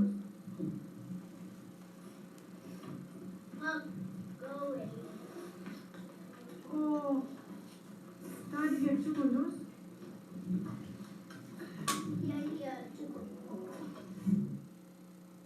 I was impressed with Sienna, how she was able to convert from English to Mi'kmaq. So anyway, here's another one. This one is Georgina. Same idea.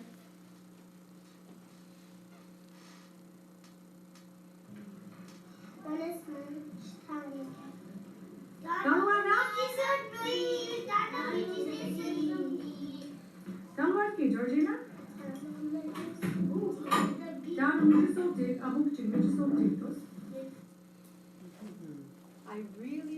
I was really impressed with this particular video, and the reason why is Georgina said something in English, and September, October, November, December, I'm the one that's correcting them. And if they don't know how to say whatever it is they said, then I say it and I have them repeat. Model repeat, model repeat, model repeat. And then I'll ask the other students if they knew how to translate what it is they said from English to Mi'kmaq. And then it got to the point where I didn't even have to ask the students to correct the person, how to teach them how to say whatever it is from English to Mi'kmaq. They did it themselves. Look at the video again. Oops. Come here, Jarrett. Aruba. Okay. Try it again, Emma. Oh, one more. Please, over here. Yeah.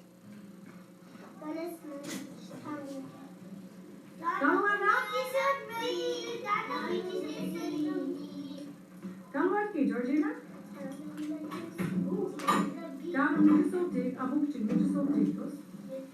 So, in that little video, you'll notice that the students give me a chance to correct, or ask them, can you help correct? They automatically did it. So, this is later on in the year, so I was really impressed with this video.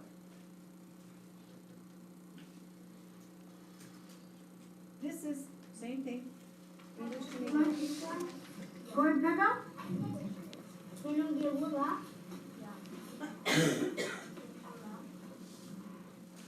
So, it's just being, I won't call it lazy, it's just, you have to actively think that I have to speak the language, even though most of them know how, after you've taught them how to bank all these sentences, words, conversations, to just, English is so easy, and then you have to think for a minute before they can actually translate it in their head, and they're able to translate it. So anyway, this guy, Pavel again. Go ahead, Pavel. Good. I raised you. Good, and I raised you. I got no name. I got no name.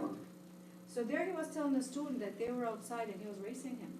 And Pavel loves to race. He's racing in the hallway, he's racing first to line up, first to finish his food, first to put on his jacket. So one of the words that I taught Pavel was igadno, race you. So that was just a little thing to see, hey, yeah, Pavel got it eventually, probably got sick of me. Teach him. Go ahead, Pavel. Good.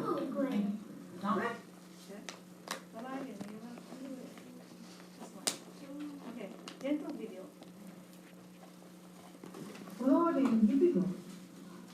We did was dental month, and the prize was a pizza. So me and my kids brainstormed things to keep your teeth healthy, and then I did a little video on each one, and we won the pizza. Anyway, just go see the dentist. I just come never been tired.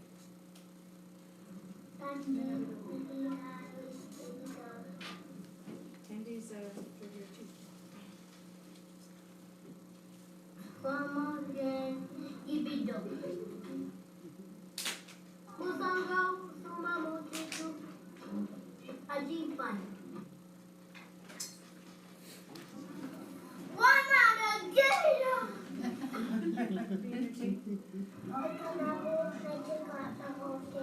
Coffee dirty stains your teeth.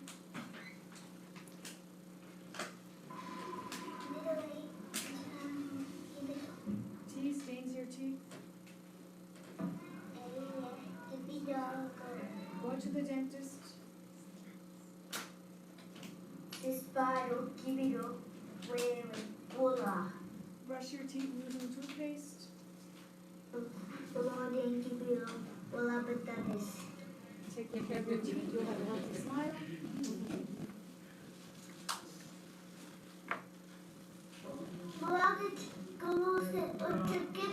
Milk is good for your teeth. This last video, I just did Monday, Tuesday. There's a picture of Ryan Paul, and after January, after we banked all these sentences, words, sounds, I use these bristle boards, and this one is a starter. I started them off, it says, Nin Eli, I'm going. And I'm going outside, I'm going to town, I'm going to the hospital, going to the store, going to the circus, going to the store again from Eskasoni, going to church, going to our friend's house, George Egg, the right egg at the end. Anyway, so one of our goals, our outcomes is 3 sentences by June. And I take these and take them all around the classroom and you just do centers and just to check and see if they're understanding what it is I've taught. And then, now that it's May, I took off the starters. So there are words hanging in the classroom, but the pictures are still here. So the student has to be able to go to the wall, word wall, all of the, and utilize the sight words, the verbs, all the words that are on the walls, and be able to make a sentence.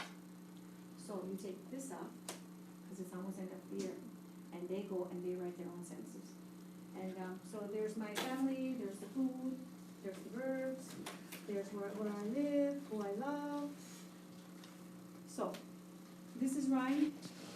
She wrote 5 in a few minutes, right? So anyway, here's just a video of her reading what she wrote. Need with some pizza. Need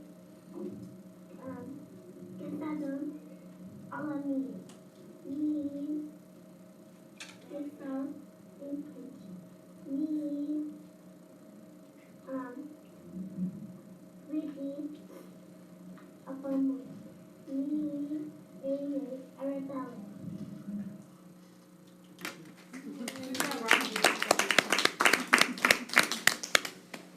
So, you have, well, I use all the resources, pictures, words, sight words, whatever I have, and I just put it all around my classroom. I model, I repeat, I take pictures, we role play. You would think we're just having free time, having fun. But in our classroom, we're practicing what it is that I've taught them, and they can take what they learned in the classroom and they take it outside at home. They could share it at home. They could take it in the community. They could take it outside when they go to Sydney. And that's what this whole presentation was, on just conversational meet round, our academic centers, scenarios. Anyway, that's it. Thank you.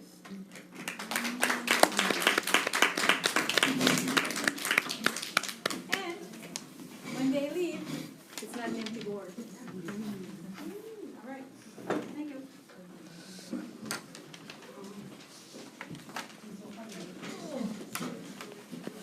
Everybody. Some close.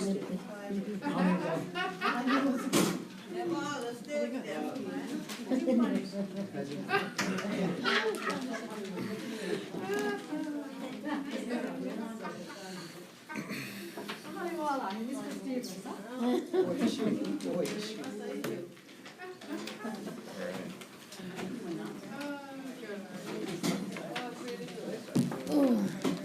So then we got jump drive. What's next? In here, oh, I think it's more SK, school stuff. Oh, it's education? Okay. Is Blaire and Yolanda.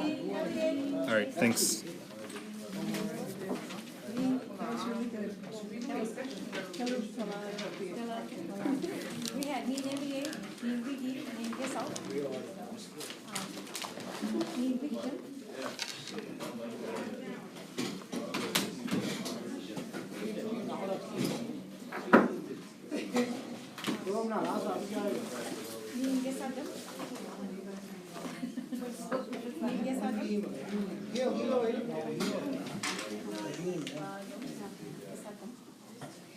Que si spa de gay. She's a punk guy, whatever.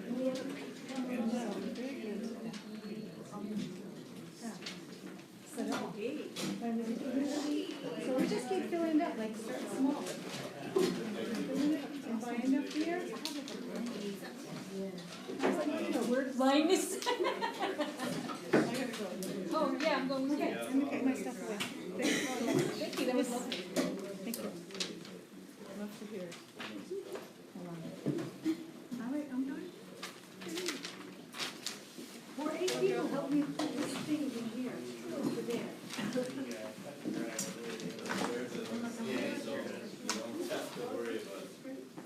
Hello, Gail. Hello. Anne Marie to me. What? Anne Marie. Anne Marie. Richard. Hey, let me go. Malali. Oh, let me see it. Let me go last weekend. Oh, Lorraine. Oh, yes. Yeah, last weekend. Let me go. Let me go. In service, number 2. Oh, okay. Yeah. Is he with? I guess. What lo din? Little bit, little? Eh. Yeah. And I mean, they can have my mister. Primary. You know what I mean? Get Eh, well, start out to see him. Daycare in Mallorca. Oh, yes. Daycare, okay, for. Yeah. I need a little bit, like part of what I do. Oh, geez, we're just him. He had a boombox. 2 to 3 year olds, I like 2 digits, yeah. Milk, the cheese, milk, I like 2 digits. We'll have to get a bit of school. We'll have to whatever. Oh, my God. So pretend you'll take, right? They kick some like, no, need lowest to up. By end of the year, they come up lowest to digit. So let me do By it. the way, oh, no, you like, oh, geez, what does it? I'm getting heart. Oh, what does it? Yeah. Oh my God. Connect, guys. I'll you some didn't imagine. Oh, yes, I'll point out the student. A year ago, last year, we did it up. This year, a lot of students. My God, very good. I'll go what could be out. I'll go oh, yes, oh my God. Move back to the shirt at me. Yeah. Okay. Oh, get okay. You're 207 minutes.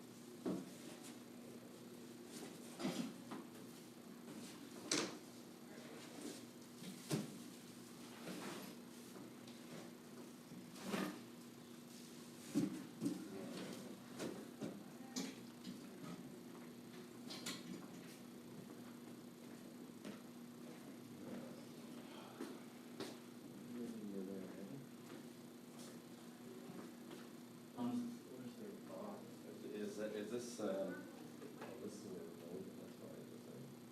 So this is the whole PC right here. They got everything going. What does that look like? This stuff, this one. It's got a little different. I know Blaire's got lots of stuff. Most of it's gonna run off, I don't even need to go off the iPad, I don't think actually. It's just gonna run off the PC.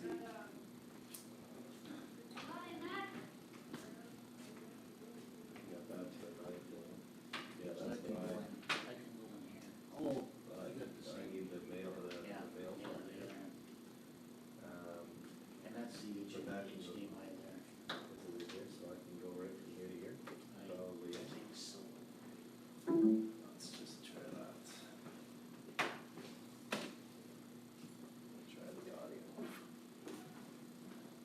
So how long you been working with Bob then? Or since you left Microsoft, what was? Funny enough, he was, I started working and then I had to present to the chiefs of New Brunswick and they just shit all over me. Why? Because I'm a white guy and they've been after the government for years and years to hire a native. Yeah. So Bob was hired to make sure I fucked up, and when I fucked up, to expose me for being a shame. The guy just went out and grub. Okay. And then we ended up becoming dear friends.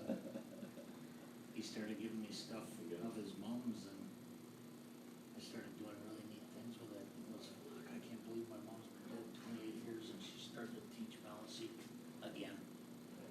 So, yeah, he and I became dear friends. I still are. No, he was talking to me the other day, I had to leave it again, because I had to help someone, I don't know if he was talking to me about a pen translation device or something where you're writing over. Is that what you? No. No. He was starting to tell me, he talks about it actually a lot. You know, I have to assume if it's technology that he's guessing at what it does. Yeah. He's not what I call strong in that. No, that's in not that his, field. he's got a lot of strengths, it's not one of them. Absolutely. Okay. As you said now, trust, he just, okay, Moose, if it's gonna work, you're telling me it's gonna work, then I'll do it. Yeah. We kinda got the same relationship. What's that? We kinda got the same relationship. Oh, yeah.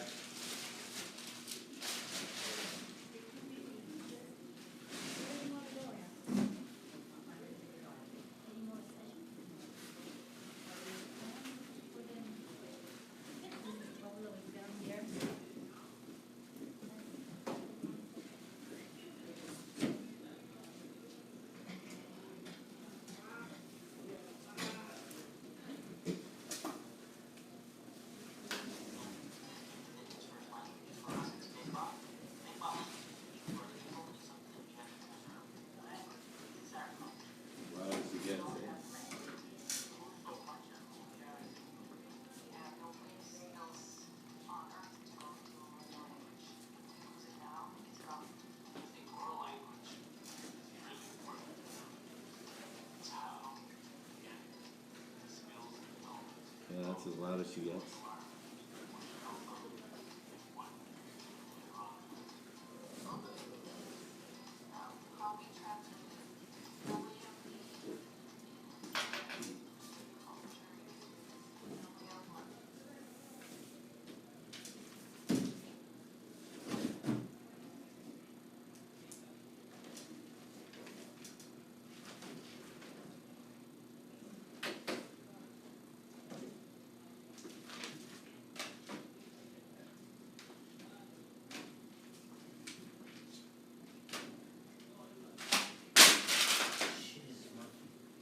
I drop these all the time, and it's like, the plastic they use, it's almost like each one's greased. Well, they are recording these things, eh?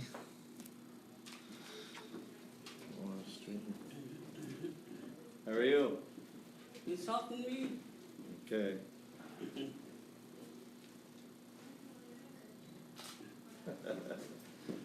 Actually, that's my name. Andale. Me, Moose. Oh, Moose, yeah. Yeah, they call me Moose, you know. Yeah? Yeah. Why is that? That's my clan name. That's my actually that's my name in Eskasoni. Yeah. Do you know do you talk Merle? Owen?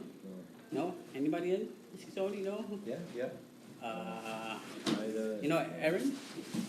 Elvis? That's Estimate. That's my nephew now. Okay. Blue is my brother. Okay. Yeah. Excellent. Well, there you go. I used to make fun of the went over Blues. Huh? They have a puppet here. Monkey puppet. Start talking monkey. Oh, all the kids came around. It's a Mountie puppet. Yeah. That's funny. What do you call this one? His name's Andale. Andale. That's right. Nina modelo is Andale. Andale move. Perfect. Andale Marshall. Oh, my Lord. I had twins, eh? I always make fun of them. I always play with the dolls. Oh, but they enjoy me. Yeah. That's good. That's good. What are you teaching here? This is a project we've been working on with So you're trying to kids to oral express language. their... Oral language, yeah. Oh. Yeah. I could be your puppet.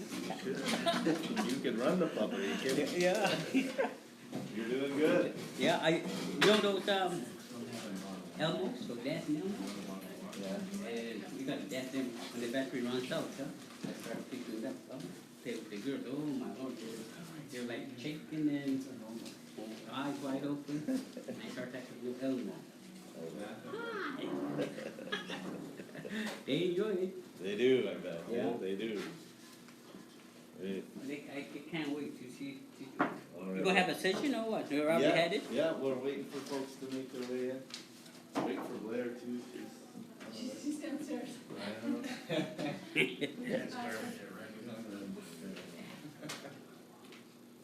What's that mistress name over there? Smile, sir. Not ugly, eh?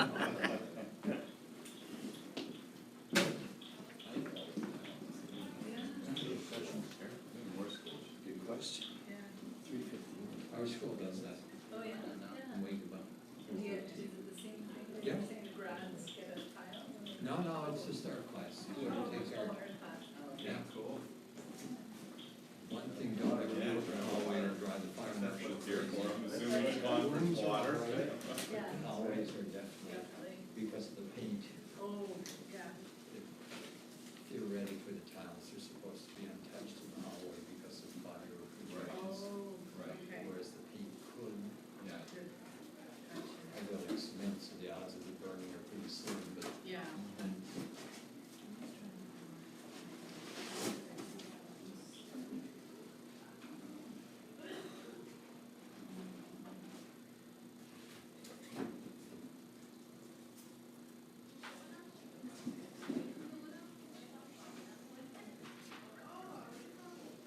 What school are you at? Wake up. We're at, just across the lake. Oh, okay. And where are you from? We're with Pearson Coaching. Oh, I see, okay. Yeah, so I'm in Halifax. Okay, yeah. Oh, welcome to the island. You brought the warm weather with us. Yeah, well, Tomorrow I'm is hoping. special. I just brought this from Vancouver, that's where I was last week, It so was this is cold. specially hand delivered. We've had a really cold, rainy May so far, but it's supposed to be nice. Well, everything that you got, we got. Yeah, Yeah. we're on the same. Last Thursday, I think it was, we were +3, and Whitehorse was +14. It's funny. Go figure. Yeah, Oh, I thought we were my. gonna have to build an ark, it was so rainy and wet. Apparently, the first 4 days in May in Toronto, Yeah. in southwestern Ontario, Yeah. we got more rain in the first 4 days than we got all last year in May. One part just on the New Brunswick Maine border had 144 millimeters. Now, we weren't as bad as Quebec. We had a lot of road They got really washouts. hit, yeah. We got a lot of road washouts that, Yeah. It's scary. And then March or April in BC was the rainiest month ever. now our April usually for him, storm dry, you could feel the sun back, and it was just nothing. Just absolutely nothing. I was driving with my, What time you actually gonna start? on a farm. Well, I should wait for Blaire. And I can make a load of fast. some Okay. There's fields that are lakes. It's just, I don't know, so the crops are gonna be really good this year. Yeah. Because normally it's. Well, yeah, that's right, yeah. And the St. John River on Frederick too is gonna be high in a couple of weeks too. There's some 600 millimeters of rain in one single day. A lot of rain in one single day. Yeah.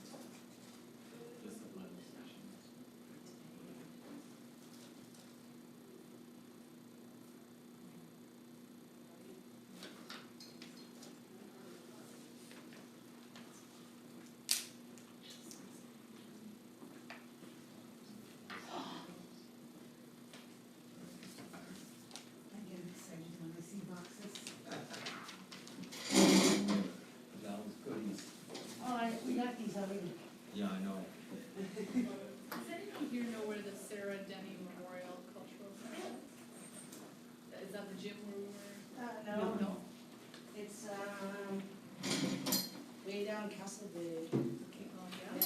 Oh. I'm sure completely.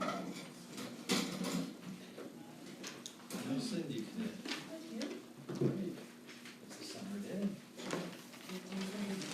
Break for tomorrow. 27. Crazy or what?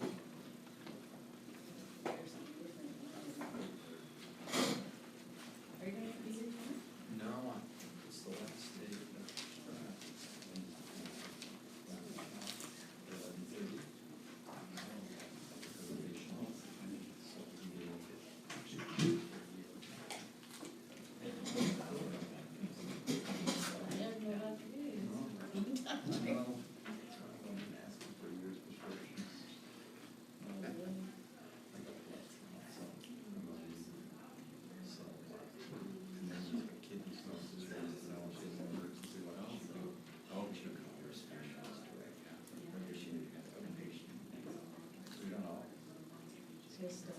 Yeah. She's been operated when a year and a half, no, 2 years ago in July, when she was born. Twice already, but she gave her nose. She's got a 6 now, I'm the operator on is 4, so she's got a 6 down. So that's a definite operation, so we don't know what to do.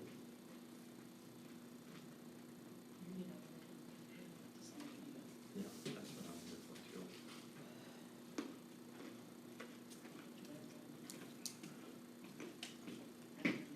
Where's Blaire?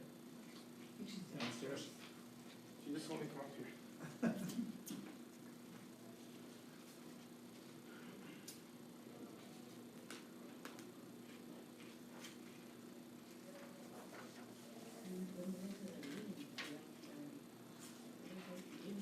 Yeah, excellent.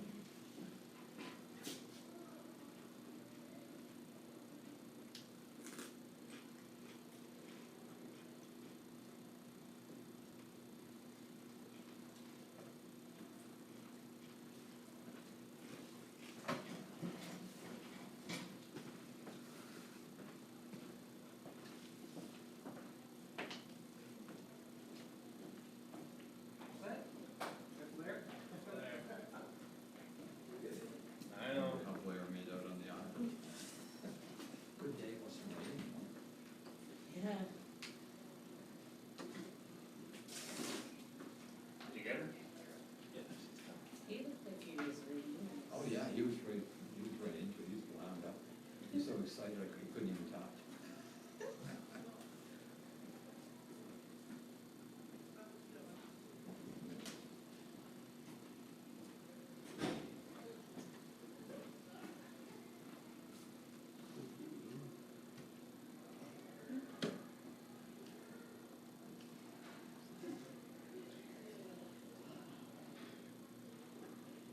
I'll put it in.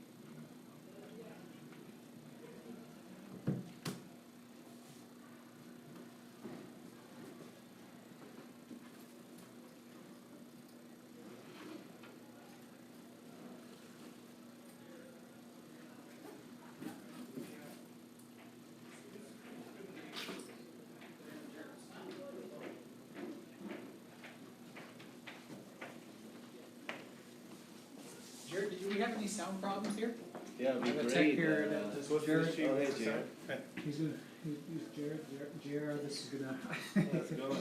Yeah, He's gonna help us the with the sound sound. wasn't there, but I was, the only sound from over there, but yeah, this morning they had like a PA on the second off, but amplified. Would have had that. You don't know. What room was that in? It was here. Was it here? It was, the guys in long hair, Darren, probably Darren, I've seen him taking his PA with him though. or the travel around. It just doesn't get rid, it doesn't get rid of that, right? Yeah.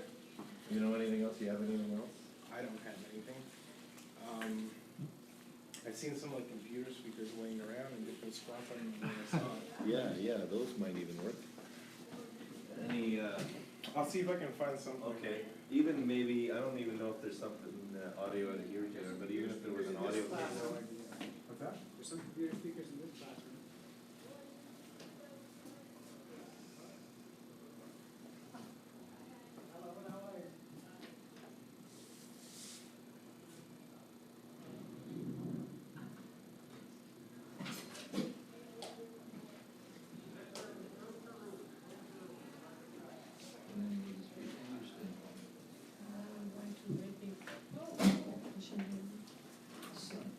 some speakers in the next room. Oh, yeah? Oh, Yeah, so we can plug them into your laptop and Yeah.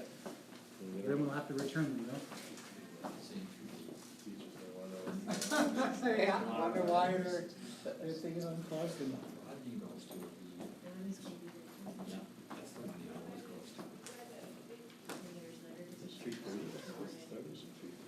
Three 3:30. Sorry, this one, no, not till 3:30.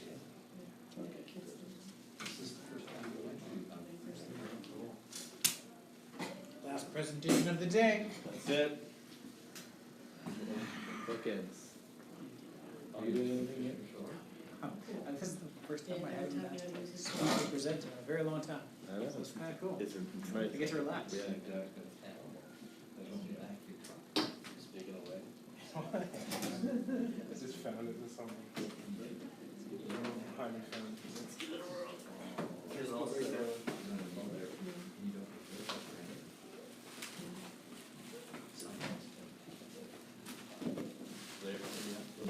Yeah.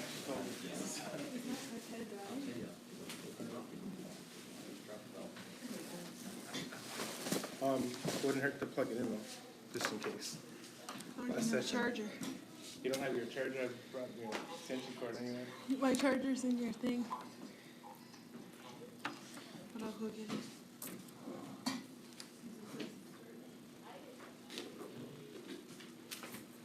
Sorry if I blast you out here, everybody. Start low.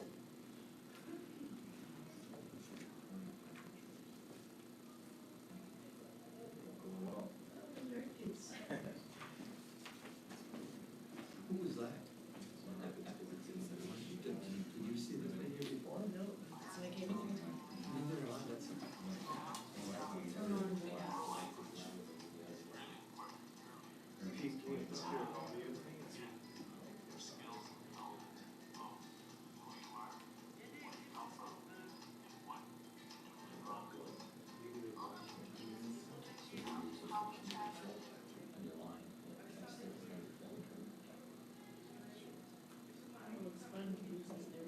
Yeah.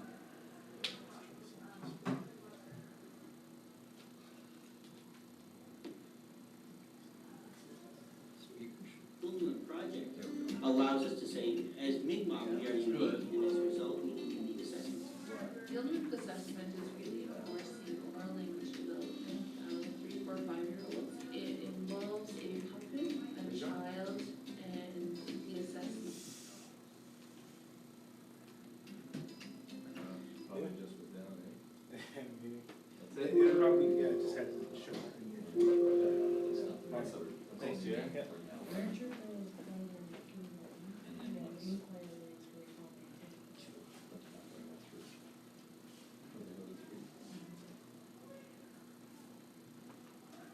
I'm not gonna fall asleep if I turn the lights on, right? No. No promises? Oh, that's better. Yeah. It's kind of brave. That's good. That's good? Oh, yeah. Feels great. So I do have two co-presenters here. And they're coming. They're coming. But Blaire's running the show, so I think she's just helping set somebody up. But we'll give it a few minutes. I think we're supposed to start at 3:30 anyway, so. Yeah. We'll give it a few minutes. Assault.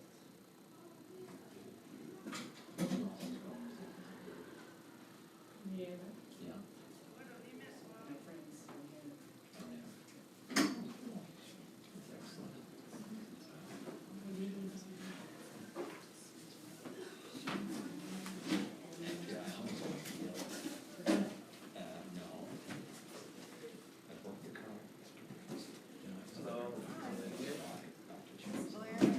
Blaire.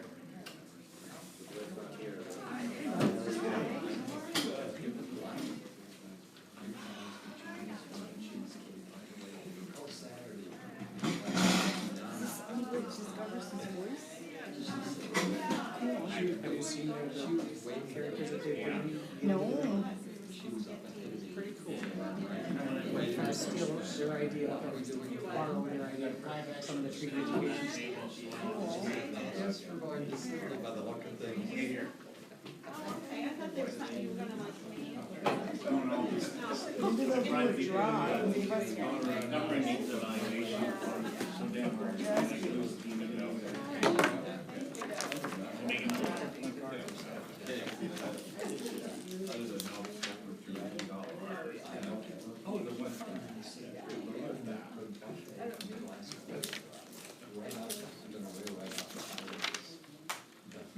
Is this one Blaire's in? Yeah, well, she's supposed to.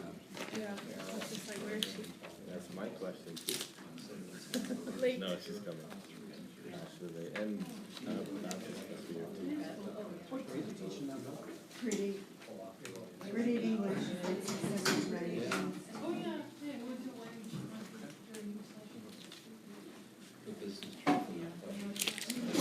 So I got the junior high children.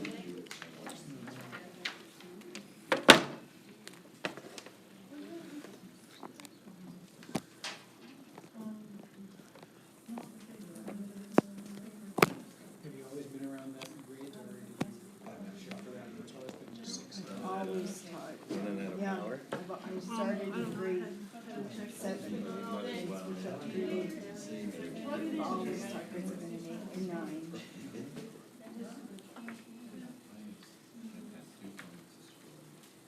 So teachers. There's another one.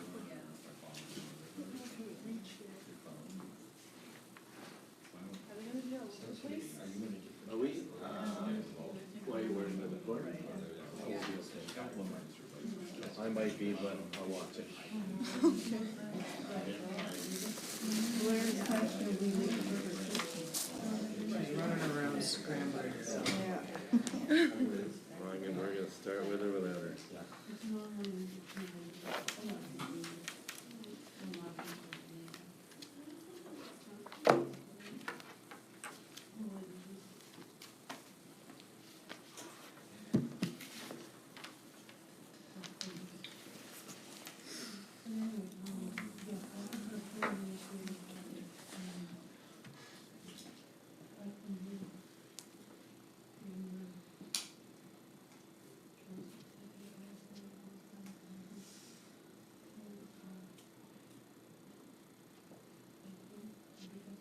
No clogs.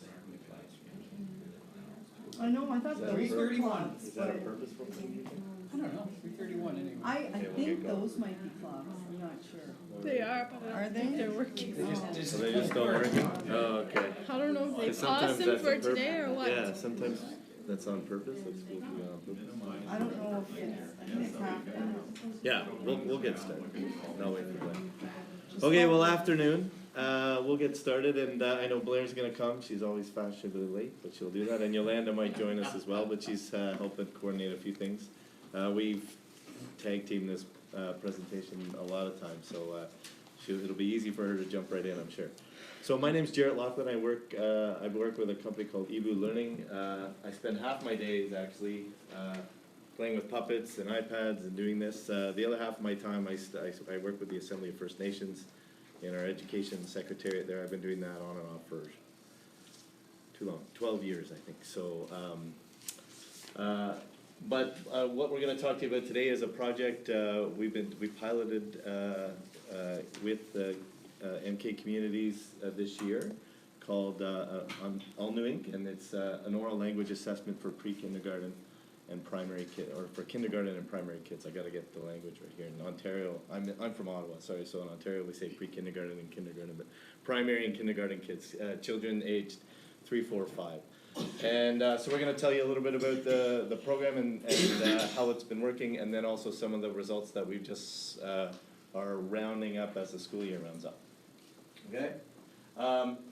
So the first, why we began going through this, the challenge that we came to looking at around this, we use the A word. We call it assessment, and it's not always a great word for teachers, not a great word for schools. It's not a great word for districts and school divisions, and not just in in First Nation communities, but across Canada. It's not always a friendly word that we've had a good association with, especially as parents and teachers. So, well, I used to work with an organization called the Canadian Council on Learning, and a lot of this work sort of builds off a lot of the research and the pedagogy there. We're working with Dr.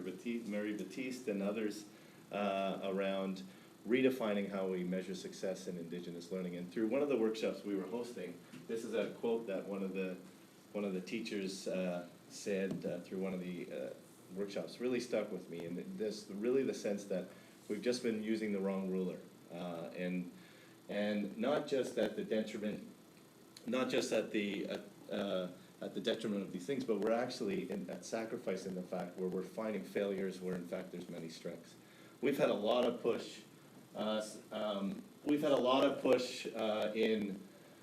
In Indigenous education and in other areas across the country in Canada around reforming education, making it more holistic, making it more formative, making it more the push here in the province around play-based learning, these kind of pushes, but then we still stick the same old assessment on top of that. And often we're not finding those strengths where there's many of the strengths.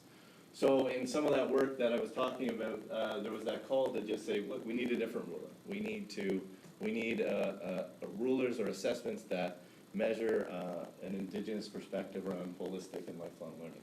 So that's sort of our challenge that we've been working on, and we've been working on across the country, not just here with MK, but with many communities. So our solution is often creating our own assessments. So we spend a lot of time working, and in this case working with Mi'kmaq and MK around creating our own assessments. So let's do that by scratch. We've got a lot of the expertise that we need to put things in through. Hey. No. I said you'll just jump right in, right, when we get going. So we spend a lot of time in basically a three-step process. We've created our own assessment. So we identified we've got lots of expertise that we can do that. We want to make sure our assessments in our program looks, feels, and the children relate around Mi'kmaq communities, Mi'kmaq language. So it looks. So a lot of the material you'll see. Hi, welcome. A lot of the material you'll see looks like Mi'kmaq communities, is reflective of their cultures and their context. Hey, our other co-presenter. This is great. Sorry. Come on in. Okay. And then really personalized for the students. So the approach that when started working with Yolanda and then Blaire, hello. With Yolanda and Blaire was really the approach we start to work on is six pieces we try to look at when we look at any of these changes. And what I call our holistic assessment framework. And one, we got to make sure we're developing assessments that have multiple perspectives. So what that means is we often in our assessment world, I don't have a piece of paper with me, but in our assessment world we often have a teacher working with a student and it's their perspective of what's going on, right? It's the teacher's observations of skills that are happening in that classroom. And although that's a very knowledgeable perspective, it's just one. So we want to make sure we're looking at multiple perspectives. So this assessment actually has the teacher's observation, it has a student assess, a student does their own assessment, we have a parent perspective, and we have an elder's perspective. So we sort of round up this holistic approach. I'll tell you about that in a minute. We want to make sure what we're working on is locally and culturally relevant, so the students actually get that perspective of what's going on in the classroom, and it looks and feels like their communities, their cultures, their languages. We do this in collaboration, so this isn't something that we just slap on a community and identify here. We've spent 2 years, I think, Blaire, Yolanda, 2 years working on and off to develop this piece, and we started to pilot that in January. Not only within the teachers in the schools that we collaborate, but we want to make sure parents are part of this. Actually, for many of the schools, one of the number one objectives is parental engagement. The assessment, hi. Hello. Welcome. The assessment part is really such a small part of this. It's actually a full year program that ends up working, and one of our main goals is engaging parents, especially in the early years. And we leverage a lot around technology. and making sure we have immediate access to results. So this is kind of an assessment you can do on Wednesday, you've got the result on Thursday, kind of a thing. And our big change, or our big focus around this is making sure we're creating change. Assessments are time away from instructional time in the classroom. They're time where teachers have to take their moment away from teaching and focus on assessment. So if we're taking up those precious moments, we better make sure it's worth it. So every question we've developed on this assessment that we've developed in partnership is something where it's items and questions that we want to make sure focus on change. I'm not going to talk too long about this. I can talk for days around this, but this is part of the work that was done with the Canadian Council on Learning. This is some work called the First Nations Holistic Lifelong Learning Models. It was really our look at saying, okay, if we're going to develop a new ruler, how do we define success? Let's first identify how the success is defined from a First Nations perspective, and then let's figure out how to measure it. I can talk about that another time with you, and well, we have another minute, but I want to really focus on what we're working on here, and so I'm going to just run over a few objectives that we were looking at, and then I'll show you a little bit of a video about some of the people talking about the program, and then we'll run in and show you actually what this looks and feels like. So for us, some key things are that this is voluntary, flexible, and easy to use, that teachers can just use this easily within their classroom practices. It's a formative assessment in the way that it's done. It's not a high stakes assessment or anything. This is intended to support the oral language development of every child, and that's really what we're looking at. I mentioned about making sure it's developed by Mi'kmaq for Mi'kmaq to reflect their local cultures and contexts. The assessment part, again, only takes about 12 minutes. So, but for the rest of the year, it's focusing on how to connect all those assessment results immediately to action so that we can foster that language development. Again, a big objective is to engage parents. As early learners, with 3, 4, 5-year-olds, as teachers, you only have them so long in that classroom. The majority of the time that really they're going to learn that language, whether it be in English, whether it be in Mi'kmaq, is speaking at the home. And the elders, I think, really brought that home this morning, is that we got to make sure we're speaking the language in the home and in the community. So we've got to make sure we understand what's going on there. So this assessment gives us that big picture of all these pieces. And we want to make it fun and collaborative. And in fact, I'll tell you, most of the kids don't even know it's an assessment that's going on while we go through it. So let me show you a bit of a video that we started to put together. It's our first viewing of this as we go through. The core of any nation is its ability to communicate amongst its people and communicate within its first language. For us, it's Mi'kmaq. Mi'kmaq language is unique. Thank you. Blaire's going to tell me it's because I don't have a Mac. True. Yeah.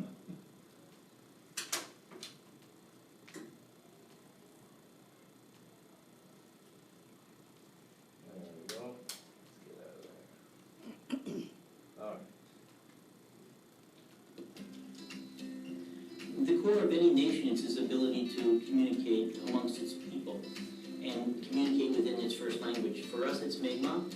Mi'kmaq language is unique to our people and it's something that we have to preserve. The language is our culture.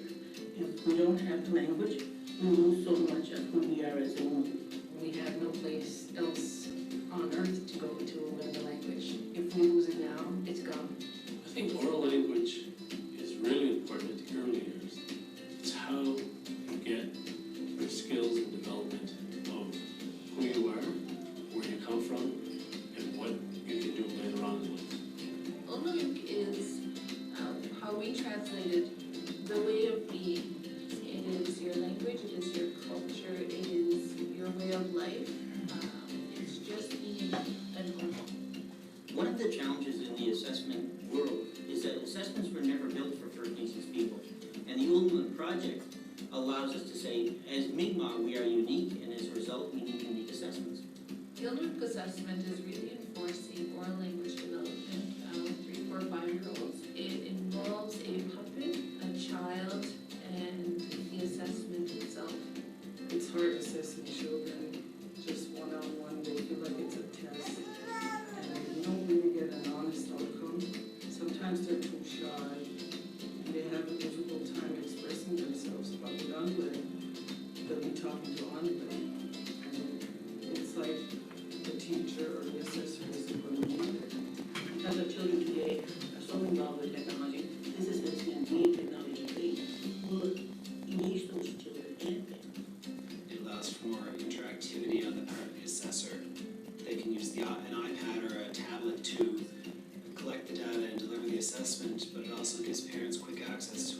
students' progress and how they're doing, and to get activities and things that they can use to enhance what their students doing in school.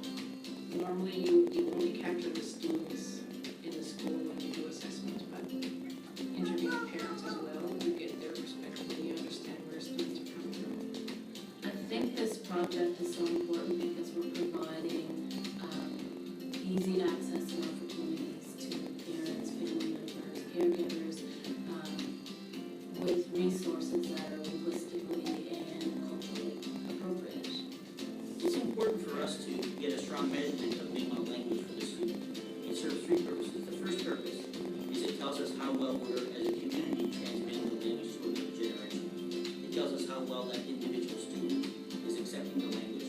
And it tells us whether or not our schools are being successful as an instrument for reviving and reclaiming Mi'kmaq language. I hope we're able to provide family-friendly, educator-friendly opportunities to help develop oral language in the best way for children. Oh, sorry, these guys haven't seen that yet, so it's something for them to see. We're just starting getting it all put together here. So this is really all the pieces of the program, and Yolanda and Blaire, please jump in as we get going here. But this is really our wheel that sort of the implementation of all the pieces. So the assessment you can see is just one little piece of this. It takes about 12 minutes. But really what we do chronologically, this is how we work and around all these pieces. So we start with classroom materials, we do some training, we do the assessment, we feed back all that data, and we attach it all to learning activities. So I'll walk through each of these pieces a little bit. In September, each classroom will have underlay, and underlay is really, as you can see by that video, is really the main driver of a lot of this entire assessment piece. We're assessing oral language, whether that be in English or in Mi'kmaq. And as Angie was mentioning on the video, often in language, whether that be whether that be some shyness of the child or whether that high anxiety around doing assessment, underlay's job for the first month of that school is to create some comfort with that child. Is create them a relationship that each of them has with underlay. So when they go and do when they go and do the assessment, and the assessment is delivered in sort of this triangle. So if you're my child here, and we're doing an assessment, I'm not standing up, but we're sitting down and having an assessment, and they're doing the assessment on the iPad with the puppet. Really, you as a teacher are not even part of the conversation. No, you're not even being looked at. You're not even being having a discussion. It's really between underlay and this child. There you go. So it's really important. So we've had, this has helped students that have been selectively mute, that in the classroom where they often don't have a lot of verbal, they don't have a lot of verbal strengths in there, but all of a sudden they put underlay on and they're talking. So anytime you want to do assessment, it's like a dip in time, right? You're just trying to take a snapshot of their strength at that particular time. You want to get the best out of them at that moment. Underlay helps get the best out of every child when they're there. So underlay is part of that classroom. They also get a series of books that talk about underlay, his family, his friends. There's a series of 4 books that are in English or in Mi'kmaq. And they have a whole bunch of this, and all of this is supposed to help create context for the assessment time.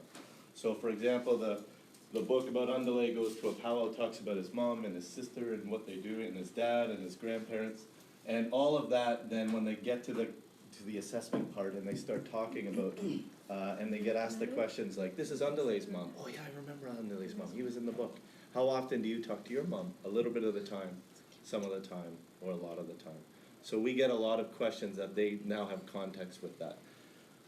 One of the big, and I'll nerd out a little bit here just for a second, but one of the big assessment leaps on here is we're actually getting the child's perspective as a 4-year-old. And there's a lot of research to say that a lot of research and qualitative work that say that those children can give you their perspective. I've got 4 kids. My youngest is 6 now, turning 6, but I tell you, none of them have been shy around telling me what they want at any time or any moment of their life. And they could share their perspective with you. So what we're trying to do is have them share that perspective by knowing a scale a little bit some of the time or a lot of the time, and that's how they engage. So we get the teacher's perspective, the child's perspective, and the parents and the elders. So that's really what the classroom material is intended to go. Do you want to talk about the characters, Blaire? Yeah. Characters. So this is Andale. And when we developed the characters, it was important that we develop characters with personalities and characteristics and traits. So Andale himself, he's 6 years old. There are things that he likes. He's confident, he's strong. And we kind of took a little bit of the sacred teachings and we applied them to the animals, whatever we could. But also contemporary things. So Andale loves, he doesn't like conflict. He loves to run. He loves to hunt. And he loves his family. So he's 6 years old. Aliette here is the maternal one of the group. And she is going to be, I think she's turning 6. So she's 5 going on 6. And so Aliette, she is maternal, she's motherly, she's sort of the leader of the group, she takes charge, and she loves to read, and she loves math, but she doesn't like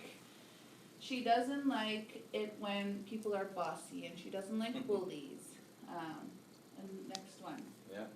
Gail here, she is sort of the she's also 5, and she is the jokester. She's the laughing one, and she's the fun, energetic. She has lots of energy, and she loves just to have fun, and she encourages all of her friends to have fun.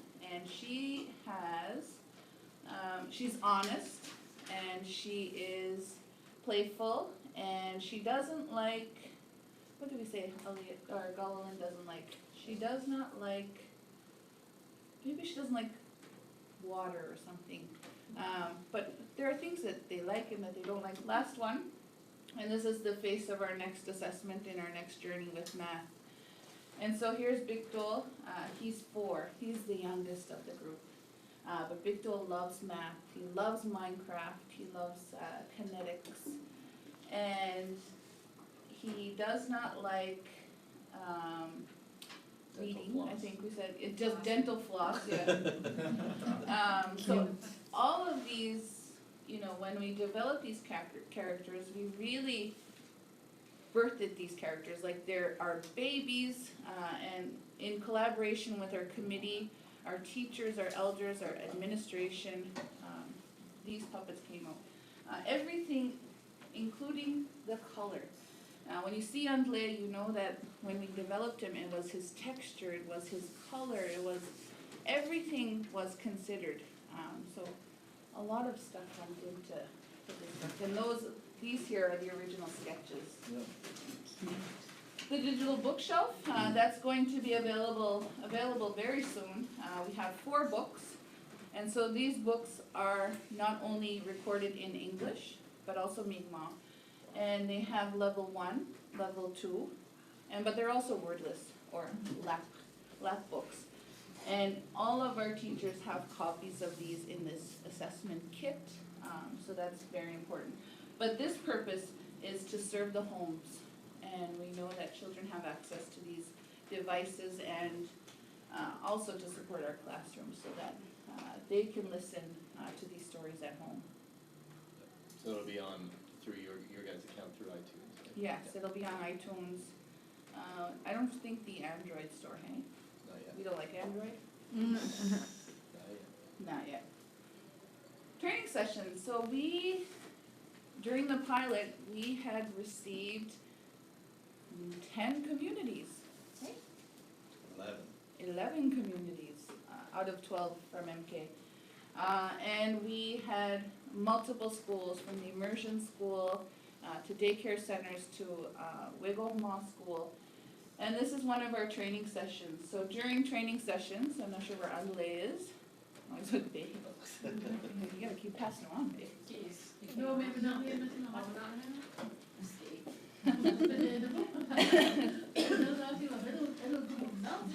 She was like up to all training sessions, we had our training in January, in late January, I suppose. We had a 2-day training session, one here in Unamagi and the other one at the mainland, to accommodate all of our teachers in our travel distances. And we learned at the training center, or training session, how to deliver the assessment. So every assessment comes with a script in Mi'kmaq and in English. And so teachers were able to go through that. But more importantly, they got to handle the puppets. And so maybe I'll get them up here. And I'll just for 1 second, and I'll bring them right back. So one of the great things about the training session was that because he has personality and such a strong personality, you know, we want the assessor to not just be like, you know, do you talk at home? Or do you talk at home? Like, we want Adelaide to be happy, we want him to be sad, there are so many possibilities with this puppet that it's important that Adelaide, because he is a character and he's a real character, that he also displays those emotions. So that was part of the training as well. We also went through a little bit of the training portals and the caregiver portals and the elder portals and who would take these assessments. Because one of the biggest concerns was parental engagement and how they would interact with parents, especially if they have received such low numbers. And the trick is children. So the children are hyped up, they're told that it's a party, and one of our pilot schools had received, I think, 100% of parents. But they're a school known to have such strong parental engagement. One of our schools that had low parental engagement went beyond 50% of parental engagement in the end. And then those communities also offer to deliver that assessment at home so that we can give them a course code and they can do it online. We would prefer that they come into the party. The training in February, we just kind of disseminated the results. People were still doing their assessments. You know, winter here is not ever good. So we had a number of snow days in between the assessment time, and we wanted children to interact with the puppets first. And we just closed the pilot, I guess, a couple weeks ago. So we did get, our aim was 50% and we went well over that. Yep. Yeah. So of all our 3, 4, 5-year-olds. And so next year, come September, we'll be doing some training in August with these same teachers, learning more about the portals and how they're used and how to access learning activities and what you should do to take them home and such. Yeah. So one of the key things around the holistic assessment, so what holistic means many things in this assessment. So we throw that word around all the time, right? Oh, we're doing holistic work or we're doing these bits. But what we mean by that is a couple things. One is holistic in the sense that we're asking more than just getting more than what we usually get as the teacher's perspective on learning, right? The paper and pencil, and we're observing and we do that kind of thing. So we're gonna actually have the child does the assessment itself, the teacher does has their own survey, and the caregiver has their own set of questions and survey, and the elder has their own questions set of survey. All of them asking around the supports they give in oral language development for the children in their community, in the school, in the home, and all of those pieces. So really what you end up getting is you get more of a holistic picture of every child's support for oral language development. And it's the opportunities they have to speak the language, whether that be in English, and we also look at their opportunities to speak the language in Mi'kmaq in all of these environments. So we get more, and so the other part of the holistic piece is often in assessments we really just work on like proficiency, the skill, like can you do that skill? Can you speak this word? What's your vocabulary like? The academic part of that is often what we focus on in assessments. So the other holistic part of it, each of these perspectives is asking about access to opportunities. So we ask questions like for the child, how often do you speak language at the home? A little bit of the time, some of the time, a lot of the time. How often do you hear Mi'kmaq in the home? A little bit of the time, some of the time, or a lot of the time. how often do you speak Mi'kmaq in the home? So these illustrations are about that child, giving them that stimulus around what the home looks like. So the home could be at dinner table, it could be reading stories at bed, it could be talking with my brother and sister on the couch. We asked them about questions like how often then they're from their perspective, how often are they hearing and speaking Mi'kmaq in the classroom, or are they doing oral language in the classroom? We were talking at the last training session last week. We were doing kind of a wrap up on how it went, and I forget the teacher's name, but she was saying it was like, oh, how often do you speak in the classroom? And the child, and she's doing her assessment, and the child presses a lot of the time. So she was like, okay, that's good. They're pressing a lot of time. That's good. How often do you hear Mi'kmaq in the home? And the child said, a little bit of the time. And she said, I speak Mi'kmaq all the time in the classroom. She said, my heart broke when that child started to do that. So they talked a little bit more about it. But again, it's their perspective around it, right? In their perspective, they're not hearing that Mi'kmaq all the time. Now, of course, the teacher's going to come in with their perspective and say all the opportunities they're doing. The parent's going to talk about their things at the home. But it builds in this more of a holistic opportunity around the pieces. The assessment itself, as Blaire was describing and what you saw in the video, is what we encourage most to do is have a party, a birthday party for Untitled. So it's a birthday party where invitations go home. There's a party whether it be in the gymnasium or in the library, and they invite Untitled. They have a whole bunch of activities going on, and in one corner there's some assessment with Untitled and the students going on and getting their questions. And then the parents are invited. So then the parent has the opportunity to do their survey and their assessment as well and get their perspective. And as Blaire said, that's the number one reason the parents are coming is because Untitled, right? They're coming home and saying, well, it's Untitled birthday party, you can't not come.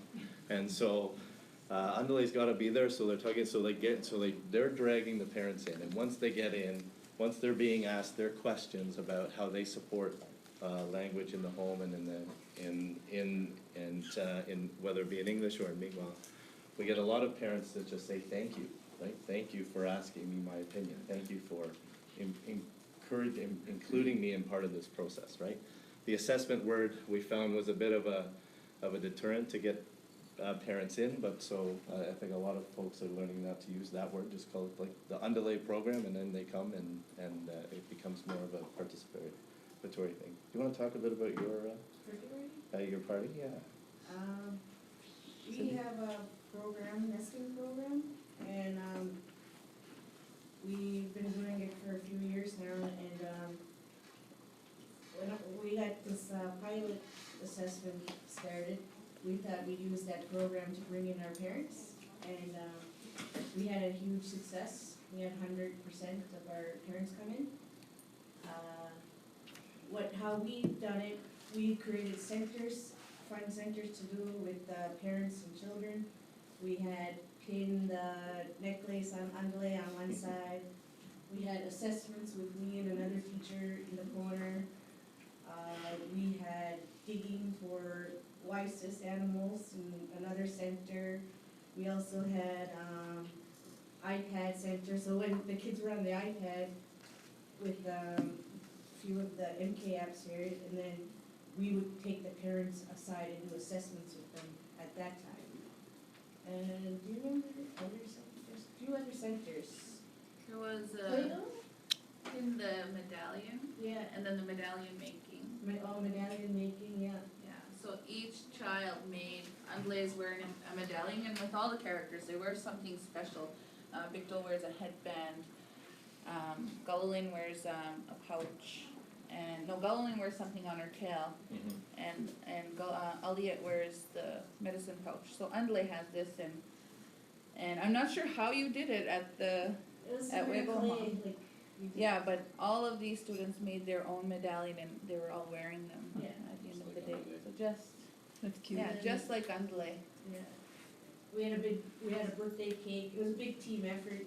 There was me as a primary teacher, the kindergarten teacher there. Just like the principal came, the vice principal was there, the Mi'kmaq teacher was there, and Joanne was there. So that was a big group of people working together to have this party, Yeah.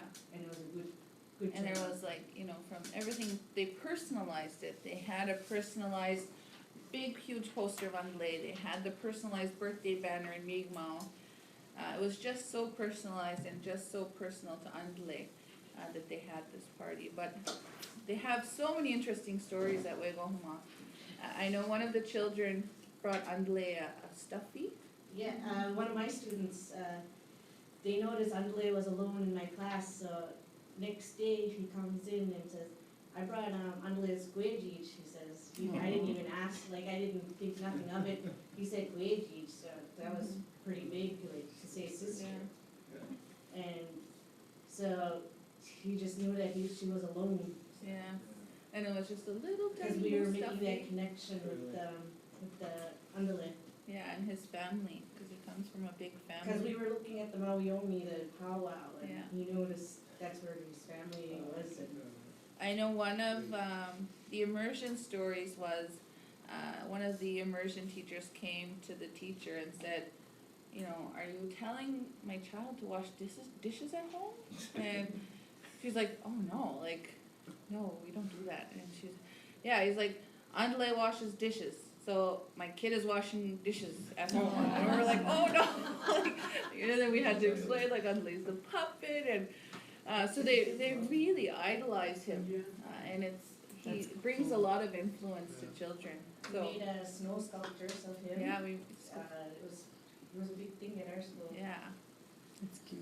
yeah, he's so lovable. So have the puppets been developed for the other characters They will be. during the process? So, some of the next steps are, we're prototyping, well, Andale, he's the assessor puppet, so you reach in the back of his head.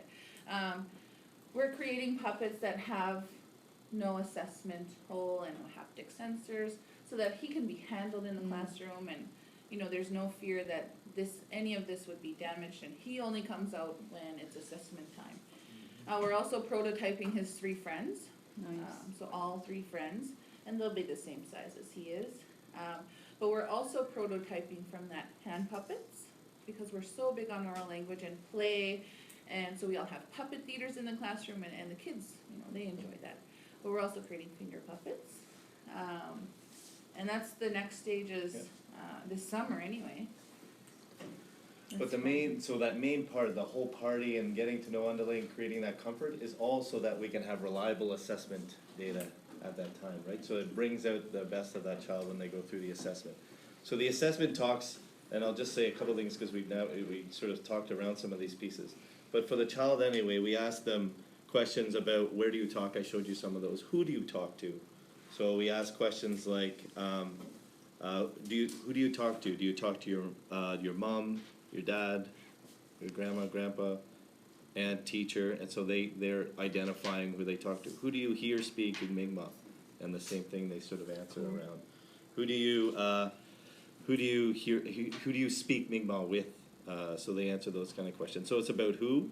And then we asked them questions about what activities. So what are the key activities they're doing to support oral language, whether it be in English. Sorry, I'm past that part. But we asked them how often are they counting, how often are they singing and rhyming, how often are they reading stories, telling stories. So they've got all these pieces. And the last part of the assessment is we do a little bit of the performance piece. So we have a rubric, and they're told to tell a story. So we asked them to look at the picture, to look at the 4 pictures that they have, and place them in an order they want to tell their story. And they put their story together, and we're asking them to actually tell Andale the story. Tell me the story of that you see in the pictures you put. So you can see it's being recorded up at the top. So it's always recorded. We had to put the red button there because the teachers didn't believe it was being recorded. They thought, oh, is it working? Is it working? I'm not sure, but yeah, you wanted to make sure they knew it was being recorded. It doesn't bother the kids at all. They don't seem to mind. But it records that story. So what they're going to say is they're going to tell the story like, Andale and Galalin went splashing in the puddle, and I waved bye to Andale, to Galalin. I took off my coat, and I took off my boots, and it was a good day. Whatever story they want to say. And when they're done their story, the teachers are trained to work on just a simple three-point rubric around looking at the clarity of the child, the oral grammar and structure, and their storytelling strategies. We'll show you some of the results there. They can play back that story if they needed, if they ever wanted to listen to, but really what this gives us right away is that ability for them to hear. So they've got all these pieces. And the last part of the assessment, so they're able to hear that story again if they have to say, oh, I can't quite see if there were 3 or 4. Let me play it back for me just a second as they go. And as Blaire mentioned, the haptic sensors in there, if you felt the little pieces when you went in the puppet, if you felt them when you put your hands in there, if you've ever tried to use your phone in the middle of winter with gloves on and it doesn't work very well, it's the same thing with a puppet. So these have these haptic sensors that allow Underlay to touch the screen and to work with the screen. But all of that is for the assessment piece. So great. What we've done is actually created some accuracy around the assessment, created more of a holistic picture, and all of that I think is a huge, huge impact around, and a lot of teachers say, you know what, I don't even need to see the results. I learned so much about that child just in that 12 minutes because of talking about what they're doing at home and what they're doing in the school. So I've learned, and it really helps support what I'm going to do in the classroom. But what we want to do is get all of this up online. So this immediately, when they submit it, it goes up online through the cloud's technology, and we give everybody involved an access to these community portals. So every parent has a password, every teacher has a password, the speech-language pathologists, principals. Everyone can access the data that speaks about them. And so for parents, we try to create all of this very visual in the sense that they can visually work with a lot of the data. There's not a lot of words or things on the screen, but our big push for parents is to help entrench the responsibility piece. That language development is not going to be solved by dropping your kids off at the school and picking them back up at 3:30, right? A lot of that responsibility comes in the home and with the parents.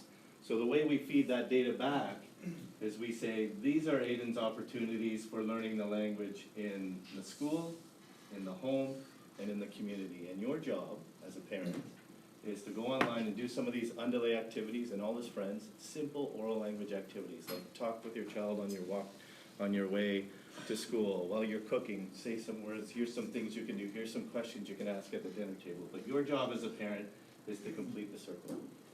So every time they complete some learning activities, the learning rings grow. Yeah, sir? Yeah, my question is wonderful stuff.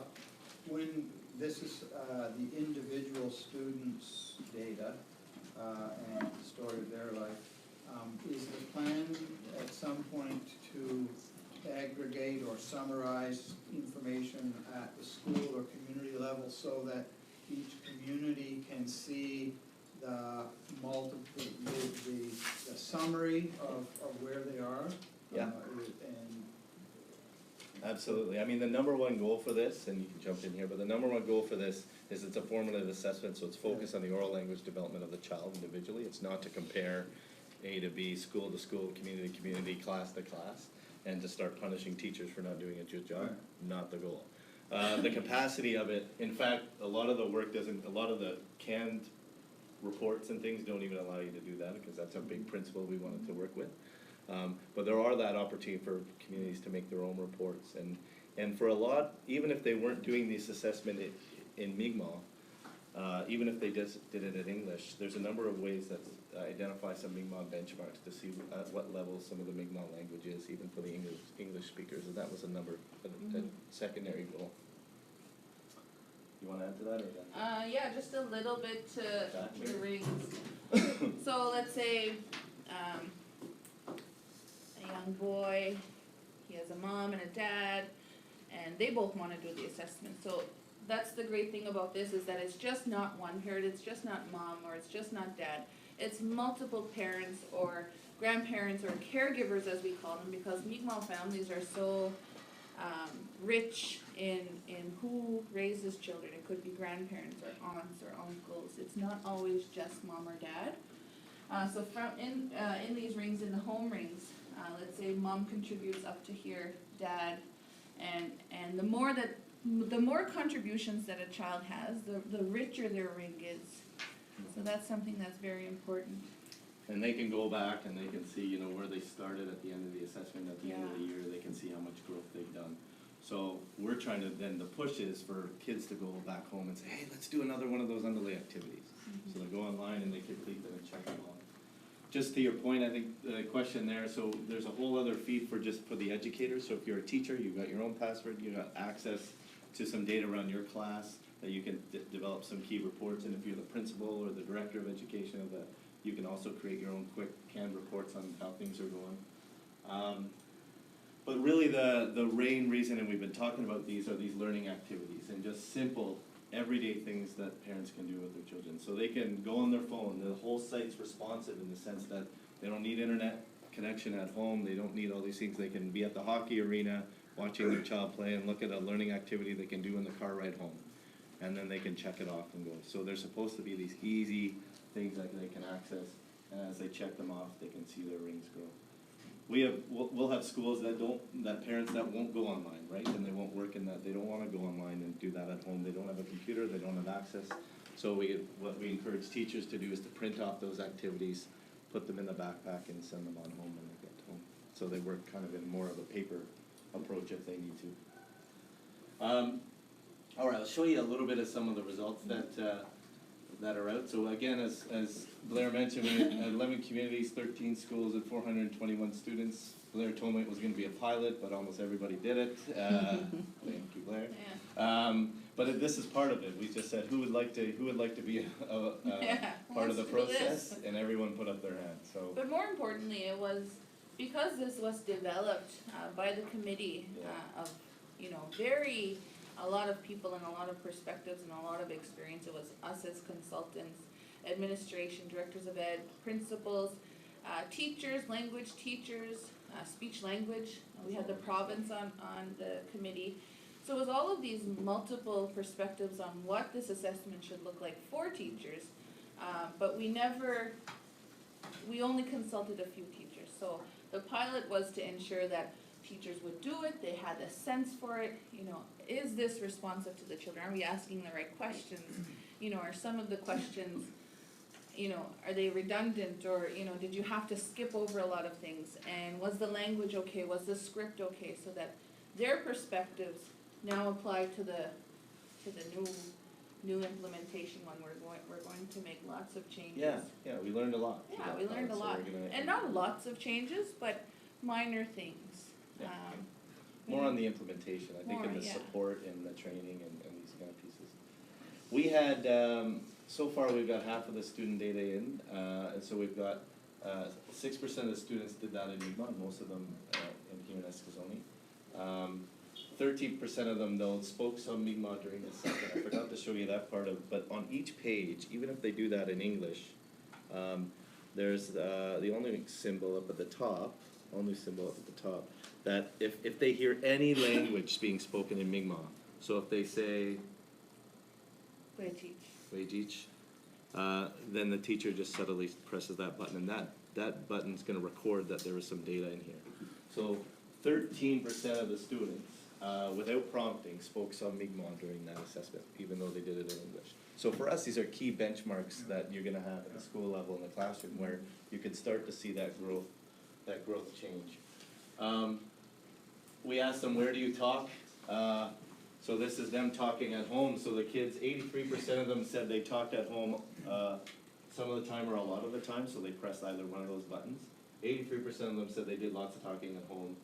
60% said they heard Mi'kmaq at home. Again, this is from kids' perspective, so really interesting to gather when you, this is for all the communities, but when you look at this school by school or classroom by classroom or child by child, for the parent's perspective, the child's perspective is really interesting for parents. And then 55% said they were speaking Mi'kmaq at home. Right?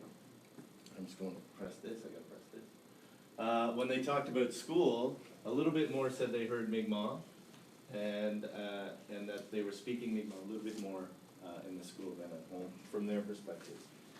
And in the community, again, pretty similar, but 2 out of 3 said they hear Mi'kmaq in the community. They're talking a lot in the community. This is with their friends, playing hockey birthday parties at a powwow. All of these pictures sort of trying to give this idea of what community means.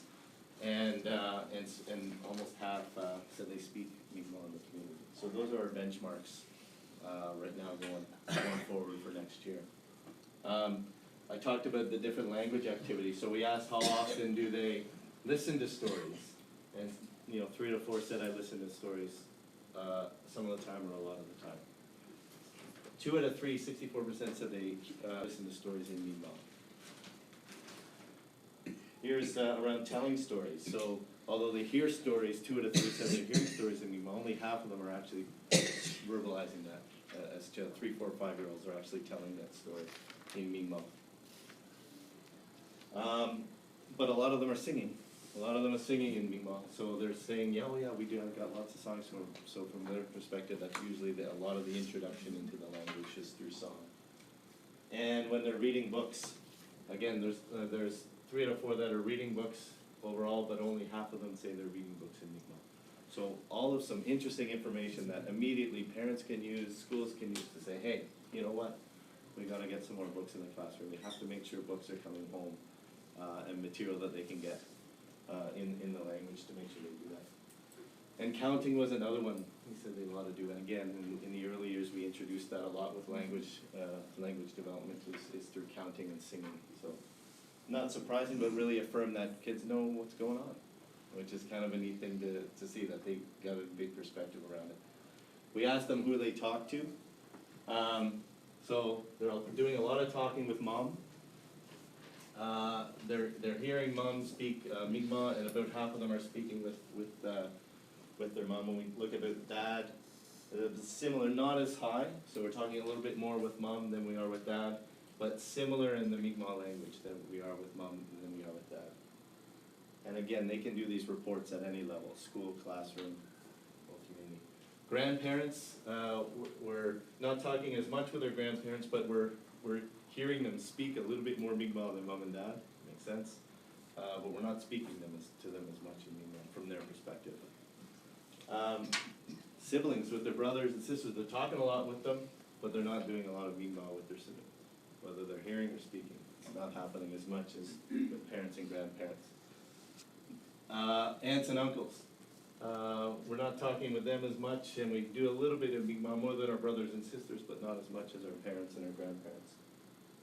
Cousins, kind of similar with our brothers and sisters. We're talking a lot, but we're not doing a lot with speaking and hearing. So these really become, like I said, the benchmarks in which we want to move forward. So as we do this, looking at this next year, and you're introducing these kind of programs, the oral language development, you're hoping you're going to see a lot of these indicators go up. Oh, I missed some good folks, of course. Friends, speak a similar trend with trends as we had with friends that we do with siblings. And then our teacher. So teacher, we're hearing and speaking Mi'kmaq with quite a lot. Just as much as parents and grandparents. And we're talking with our teacher a lot, so that was good. All right. So I told you about the storytelling piece, and what we had them do is tell this story.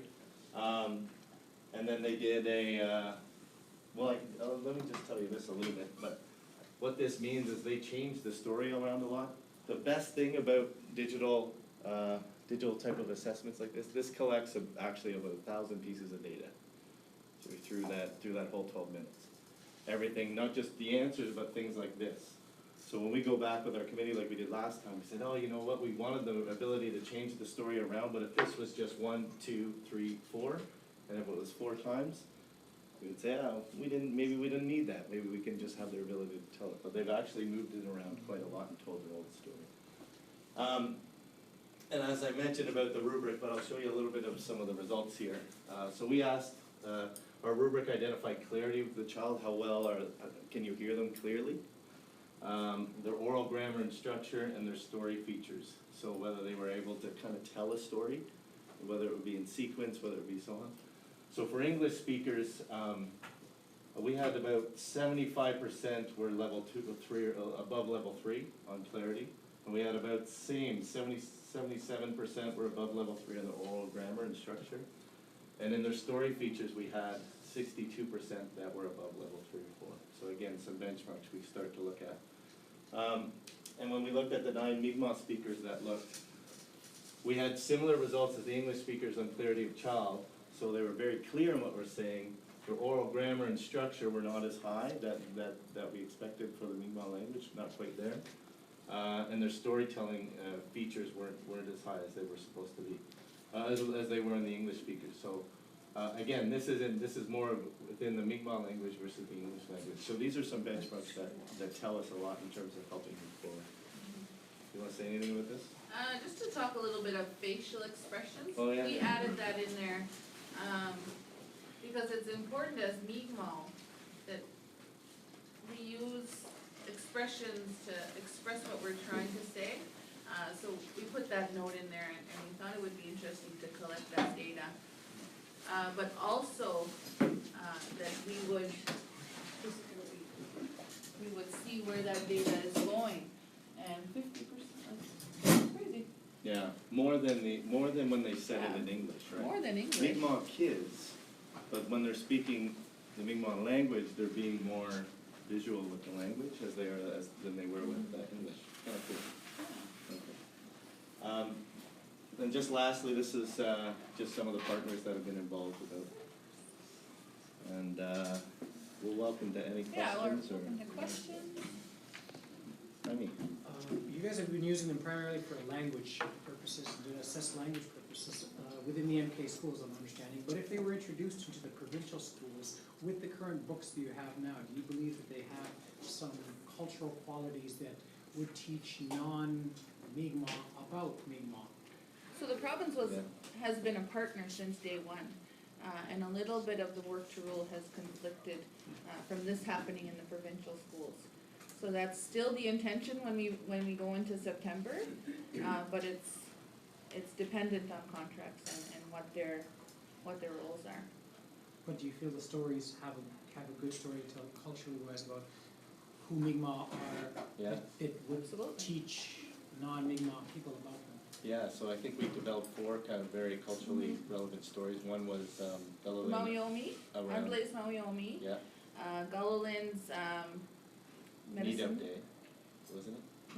No, Galalin's Need Up Day, because that's an MK-wide event. Bictol is fishing. Fishing, and talks about eel and eeling and with grandfathers and his father. And then Aliet is medicines. Picking medicines. Yeah, picking sweetgrass. So that's something that's So when is the kit going to be available? The kit? The kits are developed, so each teacher will have an assessment puppet.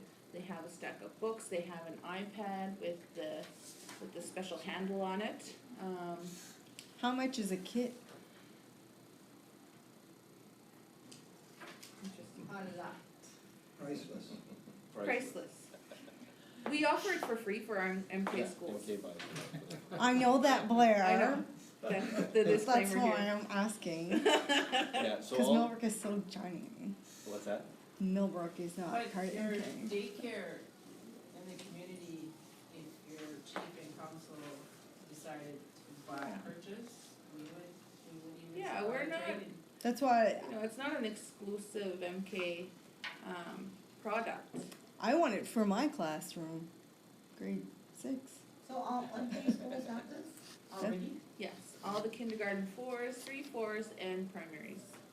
That doesn't include Newfoundland, or it doesn't include? That doesn't include Newfoundland. Yeah.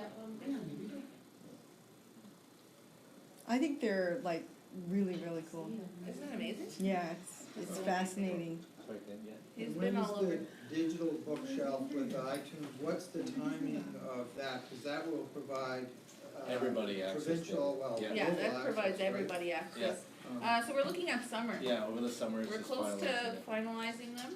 We're just waiting for our last 2 books to be completed, and we're near completion with that. But the great thing about when we develop books, it's not just an illustrator illustrating the books. She first sketches them, and so much of this, the middle stuff that you see in there with the sketch, she adds the color palette, which we already decided what that would look like, and we took a lot of the colors from here. And then we posted onto this forum. It's called Basecamp, and that's where we communicate. She pushes out the sketch, and we say, no, the eel is too high to the surface. The eel needs to be lower. I know one of the comments we had of Aliet's book is that grandmother just looked really depressed. Like, she was just like, and we said, no, like she needs to be strong, she's prominent, and so put her shoulders down, and she's a strong woman. Because that's what she looked like to us, was she looked weak from just her posture. And so that was important. And so when we make these suggestions or these edits, then it goes back to the illustrator, and then she applies those changes. I don't know if you have access to... Some of them, yeah, I could bring that up. Yeah, to Basecamp. And then the digital bookshelf, I think, I don't know if we mentioned, but when they go digital, they're also, you get the audio component of it too, so it can read to you, read to myself in English or in Mi'kmaq. You can, have interaction with words, so you can learn and translate some of the key sight words that the kids are. And as Blaire said, in different levels, right? A level, early reader and Any other questions? Hey, sign up for banquet, guys. Another question, I really see the assessment link here, but as you've created an expectation, a lovely, beautiful expectation of the children, are there thoughts of having this roll out across the grades and to develop other themes that are more book-like, but maybe less assessment-like, if you will? So that's a great question, because everything that we developed, from illustrations to, we own that, and that's available on this portal so that teachers can make their own resources, their own materials, but they can also have that opportunity to share these resources back to the teachers who are on this. But speaking more, we'd like to extend him into other grades, and that's the role of Victor now. He's going to go into 1-2. And so children that have Anglais in kindergarten and primary will now have a friendship with Victor in grade 1 and 2. Good. And other domains too, so in math, so expanding it beyond literacy into numeracy. And same approach, right, that we take this holistic approach to understanding numeracy and some of those pieces, so. And those are our priorities, our literacy and numeracy, and ultimately language is the top priority in both of those themes. Any more questions? It's about 4 pounds. So when are you gonna do the door prize for that one? I don't think Blaire can't give him up. She carries him like a baby all the time. Even like I hold him like a baby, like it's just like. I had to bring 3 or 4 here because I had 3 or 4. He has like a baby-like feature. Aww. What are you saying? Are you saying you're getting fever? No, not at all. But he's just, he's the baby. He's the baby. I had to bring 3 or 4, so I had to pack them in a box. And Blaire almost like, you put my babies in a box? Yeah, I was insulted because when our colleague Erica brings an Andale to Unamagi here, he's like sitting with her on the plane, and he's like having dinner, and he's all over Twitter and Instagram. Oh, it's so cute. That's one thing that we're going to make is an Andale Instagram. Yeah, just the places he goes, because he goes everywhere. He makes sure. Do the kids get to take home? Not the assessor puppet, but when we develop that closed puppet, there will be an opportunity probably for like sleepovers and just to make it a little bit more make it a little fun and so try to make the it. Andale actually gets to go into the homes and do dishes. Do dishes, apparently. Yeah. Well, thanks very much for listening. Thank you. Staying for the end of the day. Yeah, he's staying. Troopers. Banquet is at 5:30. It's at the Sarah Denny Cultural Center. If you were a presenter, if you are an elder, that's free for you.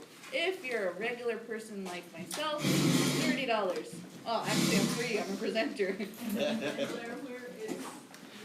So you're going to turn left here, and you shouldn't. I'm not sure if there's signs to say like Cultural Center. It says like the it's street Mini is. Mall Drive. They'll have to go up Onslum Road. No, Mini Mall is. I think there's signs there.